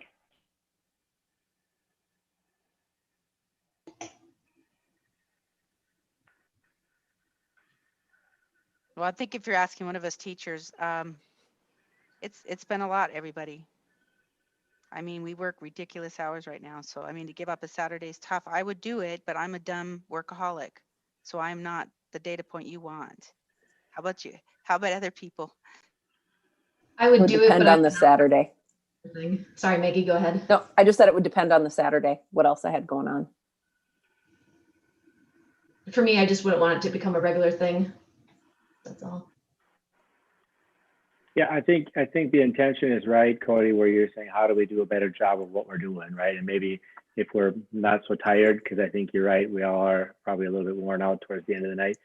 One of the things Annie and John and I have talked a little bit about, how do we bring a little more focus as well, not to pick on what we've done in the past, but if you have, I'll exaggerate, a 200-page document that we have to churn through, that's hard on anyone. I don't really care if it's a Saturday or a Monday night, right? I mean, that's going to be a lot of work. So how do we bring more focus? And that's kind of one of the things I'm wondering is if we could try to, the COVID thing it's got to be both urgent and important for us. So that, in my mind, brings it up even above some other things that would be in our normal cadence.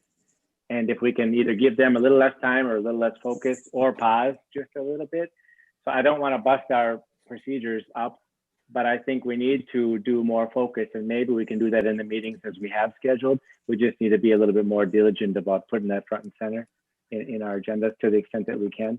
So Saturday or Monday night, it doesn't matter to me so much, as long as I know that we're doing the best that we can to focus on the important and urgent stuff. And maybe we need to come up with a more clever way of doing some of the more routine things, and make it a little bit more going through the meeting, so we don't spend so long with. No fault to any of you that are helping manage the meeting. I'm looking to you, Annie and John as well. But I think that's something we can always do better at, is try to be more efficient. So like if there is policies or other things that we can wait on, is what you're suggesting, to wait until we get through this? Or is that what you're kind of thinking, Dan? Or handbook? So, and Michelle, policies are important. Don't get me wrong. But I would never say, but we can do a lot more of them as a consent agenda instead. Yeah. As long as everybody reads it, so I don't get mad about saying yes later. Yeah, and maybe we have to do something a little different for the time being, just to address Cody's point, which is let's make sure that we're focused with the time that we have on the most important and the most urgent, right?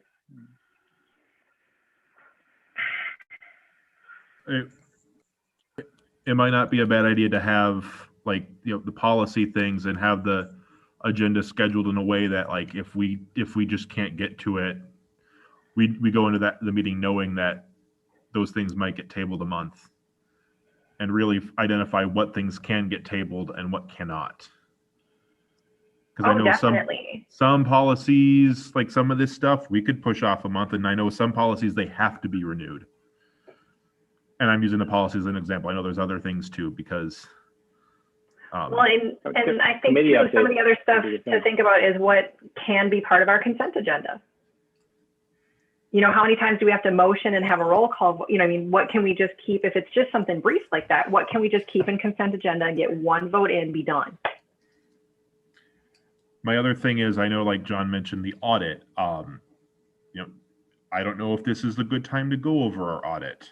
If we have the option of pushing it back to December, because that, like, to me, that's also an important thing. But in the grand scheme of things, I feel like it could be pushed back a month, to make room for our COVID discussions. I wouldn't make that a permanent thing, but I feel like in this circumstances, that might be a concession we have to make. John, is there any rules about when we have to go over our audit report? Yeah, we have to have it filed with MDE, and I'm looking up the date. I want to say it's December 1st. So we have to do it in November. Okay, that's good to know. You're muted. Good old COVID, right? So I think, yeah, we've said a lot about all of these things. I don't know if you're satisfied. I think we've had our discussion on the COVID, unless anyone else has H items that they'd like to discuss. I just want to mention one more thing. Okay, go ahead, Gina. Okay, with the list, who are we attaching that to? Is it John or is the COVID-19 liaison group? I'm just curious who is taking this on. So, Janie, you're talking about the presentation to the board in November? Yeah, the list of things that will be done or are done. Yeah. So so I guess I anticipate in doing in November basically the same thing that we did at the beginning of the school year to determine what learning scenario we were going to be in, is covering all of those different items. Pretty much this is what we got to do. And the COVID liaison team will assist in that.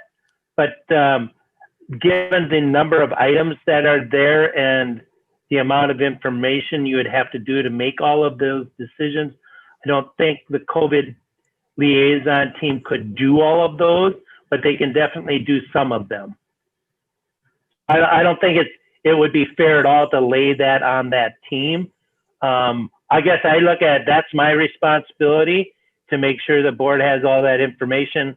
That COVID team is going to help compile on some of that information, but definitely not all of it. Because some of the other information comes from Tom and Shannon as well. And my question was also kind of about that survey. Would that be the COVID liaison group taking part of that? Who is going to be opting distance learning the whole year? And then again, just because I have kids this age, like, what does hybrid look like? Because like we were saying, you know, what does that look like?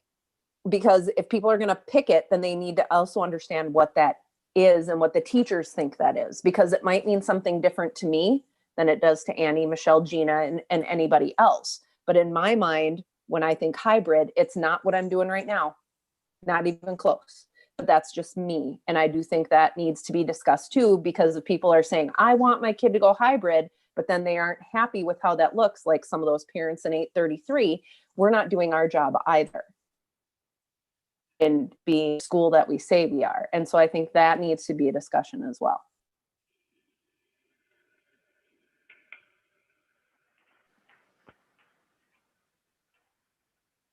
Yeah. Okay. So hopefully we have some people that are going to be working on the punch list and figuring out how to survey the parents.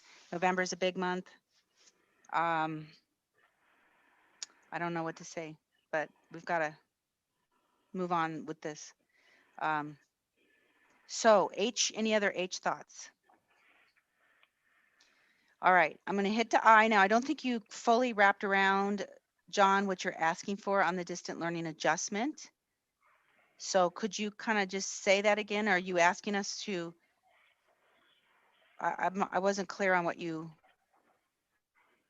Yeah, so excuse me, the board, because the current state of our plan is that our schedule is, if it's a 5 days work week or 5 day school week, our current plan is Monday through Thursday, we have block days. Friday, we have all 7 periods on that day.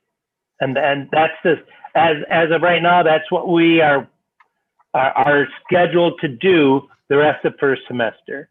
So I am asking the board to allow us to pivot on Fridays to an asynchronous day, and that, or what I want to take that back, not an asynchronous day, a win Friday. And that's that document that talks about what does the win protocol, and I don't have that page number right in front of me. Page so 138. Thank you. 138. So this is a document that the COVID team, we spent quite a bit of time developing this, what these Friday protocols would look like if the board decided to do a pivot or to grant the ability to do that pivot. So what that would look like as far as scheduling, what it would look like as far as attendance screening and contact tracing, the safety requirements that would be involved, the admittance and dismissal procedures, the movement through the buildings, and what kind of signage we would have to have before we do this, the cleaning, and then the transportation. So all of those areas, then the team, we kind of fine-tuned, I wouldn't say we fine-tuned it. There are a number of action items that would take place before we allowed students on. The goal of this would be to have the first, if the board approved it, the first win Friday would be October 30th.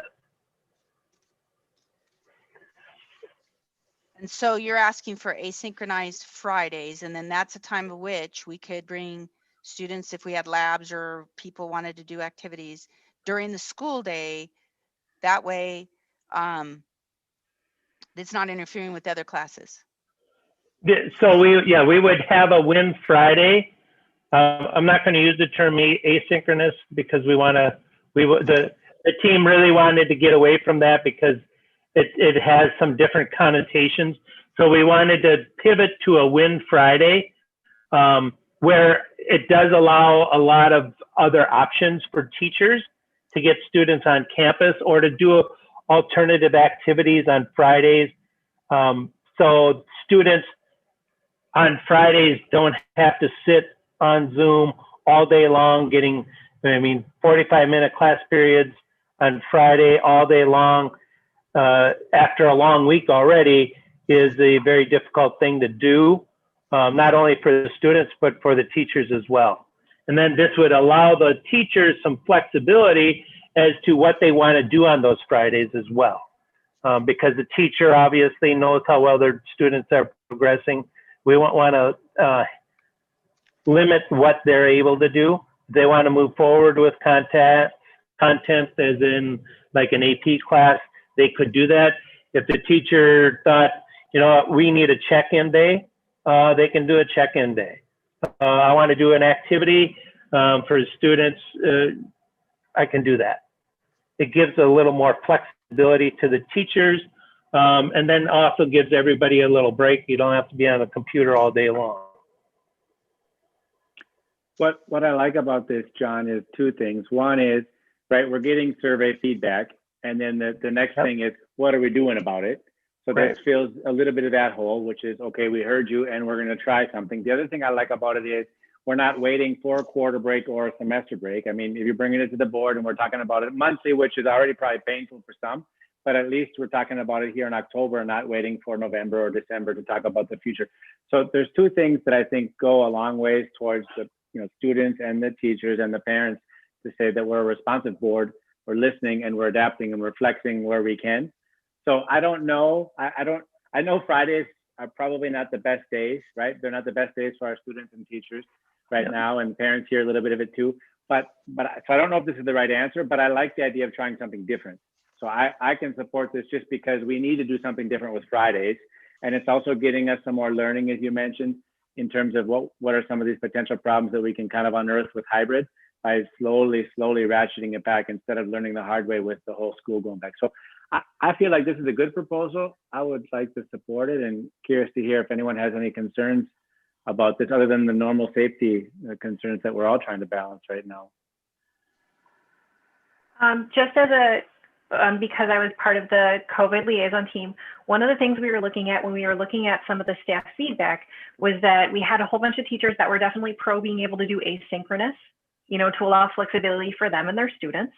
I've been talking to the students about it and wanting to do that. There were some that still, though, depending on what it is, wanted at least an option that, you know, we can't, the flex day based on some of the curricular things, and also just wanting to make sure that the students had check-ins on a regular basis as well, wouldn't work. So the definition of flex wouldn't necessarily work, and the definition of full asynchronous wouldn't necessarily work. So this is a mix between the two. So what I need Friday is exactly that the teachers and students are going to be assessing and figuring out what they actually need, and it may not be the same thing each Friday. So we might have a Friday where I'll tell them on Monday and say, you know what, Friday is a flex day because we have a project that's going to be due the following week. So I'm going to have open office hours, pop in, let's go over your project. We're going to do that. It's work time for everybody, but you know, make sure you schedule a check-in with me, or, you know, at whatever time between these like 6 hours, but just check in with me. So I'm going to do a flex day that day because that's what my students are really going to need from me. A different day, I might have an asynchronous activity, just something they can do on their own. Maybe they're going to go outside and take some pictures, something like that. You can do that as well. Also, that you would take the pressure away from the asynchronous days because it's not due until the next time. You know, it wouldn't be due before the following Monday. So if you have an activity in asynchronous that you assign on Friday, the idea is it's still not going to be due until the next time class meets, because that was one of the things that was stressful for students under our old asynchronous plan, was when everything was due. And that became a stressor. And then it kind of, if we make everything due by 4 o'clock on Friday, you're still adding a stressor. Then we're eliminating the reason why we're trying to change Friday. So it still wouldn't be due until like the Monday, you know, the following Monday. So you still have time. So then, yeah, if they decided that they've got their asynchronous, they've got a little bit of time on Saturday, and right now what they really want to do is, you know, go outside and throw snowballs at their dog, and their dog tries to catch it, and it's never going to work. The dog always tries to catch the snowballs. It never works.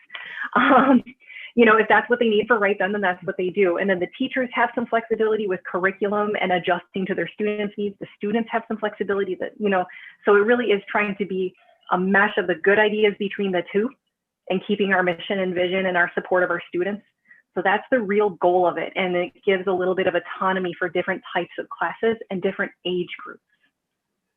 You know, asynchronous for an 11th grader is different than asynchronous for a 6th grader. They're very different groups. And I think the break from Zoom, and also I have AP classes in chemistry. I have a small class this year. I have sets of equipment for everybody. They could come in, and I would be willing to do that. I don't have 3 big classes, so that would give me the ability to do that. So I like that idea. AP's not backing off from the standard practice. Science practices is still 25% of the curriculum. So if I'm willing, and I feel like, you know, and then they do have a nice, so I like that. I personally like that idea also. And and it's very evident from the surveys that something needs to change, at least. Oh, for sure. On one day. And because we have a schedule, so if you're going to do a lab, then you need to schedule the lab. So your lab isn't where another teacher might be doing flex time to meet with their students. So if you're going to do an on-campus activity that's enrichment, it's still scheduled, you know. And then if I'm offering an enrichment psych lab, well, I have to be very careful. If I have a whole bunch of them on campus and I still have an assignment due, that's twice the work for that day. So it's still just to be in mind about when we have enrichment that it, you know, that we're scheduling it and that we're mindful of when we do it. But they're going to want to, you know, they're going to want to come on and to do some of those labs. I thought we were going to go one or the other, Michelle. I was not under that impression that Fridays were going to be, but I don't know. I thought it was going to be one or the other, where it is flexible, where people could come on campus, that they don't have to meet every teacher, that they would meet, you know. So I don't know. Yeah, and that's the whole idea. When we were looking at the flex days, you couldn't offer any new content. And so I think that was one of the challenges people were having, is if you have a flex day as it was originally envisioned, then we couldn't do new content. Correct. And So that was the challenge there. But then you can still do enrichment things, and you can still do the, do the labs, and it's just scheduling it. You know what I mean? Just scheduling it so that nobody's going to have synchronous though. You know what I mean? Like you're not going to like have everybody like all in your room and stuff like that. But because we had a lot of teachers vote for asynchronous. So Madam Chairman? can I ask a question? Go ahead, Jennifer. So I'm just trying to think about how this is going to work. So if I have 2 kids. So if there's no synchronous classes and is it just an open day and then they wait for their teacher to contact them about there's a class at school and how do they get there? I'm just confused about the day. Or is everybody going to be at school? No, so maybe you can explain the logistics. Yeah. What's happening. So some of the things are the same. So we're asking everybody to still do like their morning attendance. So just like last year with our asynchronous, your teacher might just have a form you fill out that, just like how in the spring, how everybody posted a little thing just to take basic attendance for the day.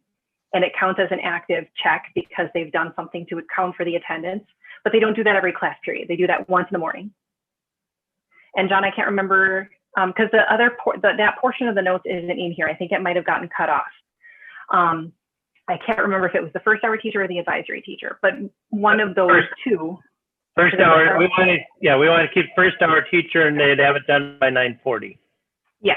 So we would have a form, just something they check in. So they do their initial check-in at the beginning of the day on Friday, just, like you would regardless. And then the teachers too would have their stuff posted by the morning as well. So even if you don't do the things right away, you want to have a little serial and take a moment, you see what it actually is. But if it's an enrichment and on campus, that needs to be scheduled because of exactly the reasons you were asking. So if I wanted to have a lab on Friday, then I have to, hopefully the week before, but at a very minimum, it's earlier in the week, have this, survey the students about who's going to come on campus so I know which rooms I can safely use. I have to follow through the protocols with using on-campus space that we have here. So if I wanted to offer a lab, if I've got 20 students, well, there's only certain students, and my psych labs don't need special equipment, Annie, sorry. So I can rotate rooms. But so just to make sure that our space is safe for the number of people coming in, and so that would need to be scheduled. And same thing with transportation. We won't have busing, so it's only enrichment. So if somebody's family can, drop them, or if they're in the neighborhood and they can bike or something along those lines, but it's, it's enrichment. It's enrichment just to kind of help ideas and then help students interact and learn new skills, or like reinforce skills. So a teacher could post an asynchronous thing. You could have an enrichment activity. You can kind of start to see where some of those, but the students report almost like they would last year, where you had that initial check-in right in the morning just to see what's posted for your stuff. You take your attendance thing. And if there is something that's special, like an enrichment, that you would have already known about and scheduled and signed up for and stuff like that. What if there isn't anything scheduled? Then what does the student do all day? What do you mean if there isn't anything scheduled? I don't understand. If they don't have anything scheduled at school. If there's not an enrichment activity? You're talking about the child going to school, right? Going to MSA. Isn't that what you're talking about? Only if there's an enrichment activity. So only if their teacher has. Isn't one, what will the student do all day? It's a flex day, right? Or am I misunderstanding this whole thing? They have flexibility, but a flex day doesn't allow teachers to introduce any new content. Technically. I think from what I've understood. So I can do asynchronous activity. From what I understand, all their classes, they'll probably be signed something, but it's not something where they have to go in it from 11 to 12 like they're doing now. Unless it's that specific activity on campus, then they do that, and then the rest of they have till Monday to do everything else for their other classes. Is that kind of the idea? Yes. Okay. And I wish, hang on 1 second. I think that this would probably be helpful because we were, So the thing that is going to be the most challenging with it is the scheduling of the enrichment activities. Because the thing is that when you're scheduling it, you can't schedule it so that it interferes with every other class that day. So if you want to schedule an enrichment activity, it still needs to be for the students that would be in your, kind of in your class, you might have to stagger it. So if I have 4 sections and I want to offer an enrichment activity, I would need to have 4 sort of pod groups that could come in at certain times. I can't schedule my enrichment activity for when Annie's got her chemistry class. That wouldn't be fair.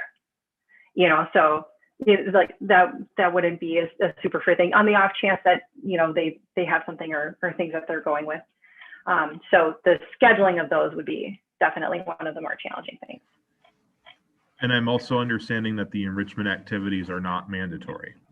They are not. Because we can't force them onto campus if their family is choosing to keep them off campus, correct? Yes. Okay. I think one thing that's sounding like it hasn't been addressed is, and Jennifer, correct me if I was reading into this too much, but this could be an extreme burden on parents. Like yourself with 2 kids, you may have one kid with an enrichment activity in the morning and then another enrichment activity in the afternoon. Well, you as the parent may have work meetings or other obligations where you can't facilitate transportation for your students to both of those activities. How do you choose? Or do you just say, nope, my student can't participate in these? That's a huge burden to parents. I'm actually really curious to see how many staff members are planning on doing enrichment activities, because I honestly don't know how many that would truly be. So that would be an interesting starting point. If I may, isn't the whole point of this, the number one concern is Zoom fatigue? And so isn't the main gist of this proposal is telling the students and the parents, look, we are not going to let your students sit in front of the computer for another 7 class periods today, but here are some other options. But my understanding, the main goal of this is just let's stop staring at the screen on Fridays. Definitely. And then for the vast majority of staff really wanted to do be able to do some asynchronous, but then there was concern, well, what if I don't want to do asynchronous? What if instead I just want to open it up as a flex day? So it's dominantly to allow for asynchronous time. And if somebody doesn't have an activity, say, I don't want to schedule an asynchronous activity. What I do want to do is open up my Zoom for the day. And if you want to check in with me about about a number of things, we can do that too, that counts and that's okay. Because that was one of the concerns. A number of the teachers that wanted to do the flex day, it was because they really did just want to have some open time for check-ins that aren't their advisory students, you know what I mean? That are students who they have in their daily classes. And so they wanted that availability. And a whole bunch of teachers wanted to just have it asynchronous, be like, sweet, we can build on some of our content, maybe have like a review Kahoot or something like that, but nothing super pressure and nothing that's due right away. But then if to expand on the idea that if you wanted to do some enrichment during the day that you schedule during your class period for fun, just something that's, different or that you don't have an opportunity to do, that it gives some wiggle room to do that. But not that there's an enrichment activity every single Friday. There wouldn't necessarily be. I wouldn't be doing it every Friday. There's specific ones I would be able to offer, but I wouldn't be able to do it for sure every week. So Jennifer, did you get your question answered? I think so. I Okay. think if I'm envisioning this correctly, they will log on in the morning, do their attendance, kind of like distance learning before in the spring, get some assignments, do their work at their own pace. And if there is something at the school that they can go to, then it's open for them to go to. Okay. Yep, but that it would be scheduled ahead of time, and how that scheduling works, they're still getting those details worked out, because again, that's a whole lot to manage for all the teachers. So we want to do it, but we have to just do it very carefully, because the goal is to take away burden, not to add burden. Right. Okay. And that's a way for everybody. So do we need to take a vote on this then as a motion to see? Okay. And are we calling it distant learning adjustment or WIN? What are we calling this? Everyone knows what, does everyone know what WIN means? I didn't even know what that acronym meant. Yeah? Okay. What I need Friday, when? What I need Friday. Yeah.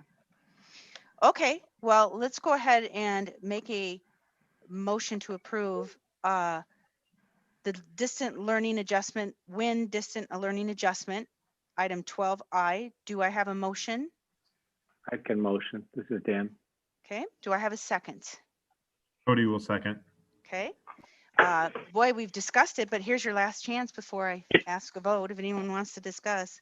If you yes. don't mind. Yes, please. If I you was don't just wondering, mind, when will this start? Don't we need to know that? October 30th. It would start on that Friday, October 30th. And not to put our student rep on the spot, but I'm just curious to get, if we could, get the perspective from the student, from Paula. So, everything that everyone has said so far about Fridays being very overwhelming is true. And I think this would allow an opportunity to have somewhat of a break and not have it be overwhelming. And also having the labs be during school time. Like right now, like with Miss Krakowski's psych lab, I wouldn't be able to go. But I think that the opportunity to have that on a Friday that's mostly free, that's available to everybody in the class, that would be good. And just to have that interaction that's not just constantly on the computer would be really a great opportunity. All right. That's a very good, Paul. I'm glad you asked, John. Okay. Shall we take a vote? All right. Yes. I want to add one thing. So, like, as everyone knows, I'm a former student, and I like to think I put myself in the position of both an adult and as a student. And I agree with Paul. It sounds like this is I think it's a good way to incorporate some of the good things from spring. I think there were good parts to it too. So, this sounds appealing to me from a student perspective as well. All right. I will do a roll call vote. Dan Ellingson. Yes. Cody Schneip. Yes. Michelle Kurkowski. Yes. Adam Bartz. Yes. Robert Kruger. Yes. Jennifer Bartle. Yes. Maggie Burgraff. Yes. Gina Albers.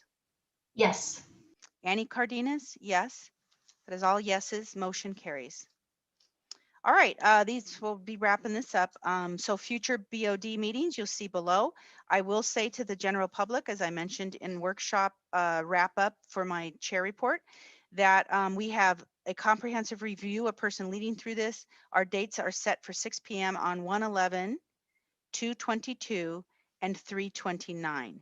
And also to note that we will be having some contract language and open meeting for number 4 training with Eugene Piccolo next November, and the rest we keep expansion, end of year, and financing they continue on all year.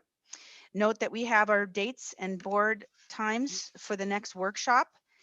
November 16th. I will be mindful to put COVID discussions early, and we may come out of that with a vote. We may end up having to do a special meeting. We'll find that out at that date. All right. Yes. I want to add one thing real quick about the possible finance training. This morning, I registered for a nonprofit finance class for the spring. So I may find in the course of that class opportunity to develop training for us as part of my learning curriculum there. So I'll keep everyone apprised of that as well. Of course. See what kind of kids we groom here at Math and Science? Of course you do, Cody. I love it. All right. I would like to have a motion to adjourn. I will move to adjourn the meeting. Do I have a second? This is Adam. I will second. Okay. We'll do a name roll call vote, and then I'll call time. Dan Ellingson? Yes. Cody Schneip? Yes. Michelle Kurkowski? Yes. Adam Bartz, Yes. Robert Kruger, Yes. Jennifer Bartle, Yes.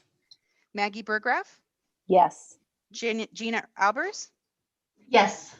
Annie Cardenas, yes, and it is 8:57 p.m. Have a nice night, y'all. We all deserve it. See you later.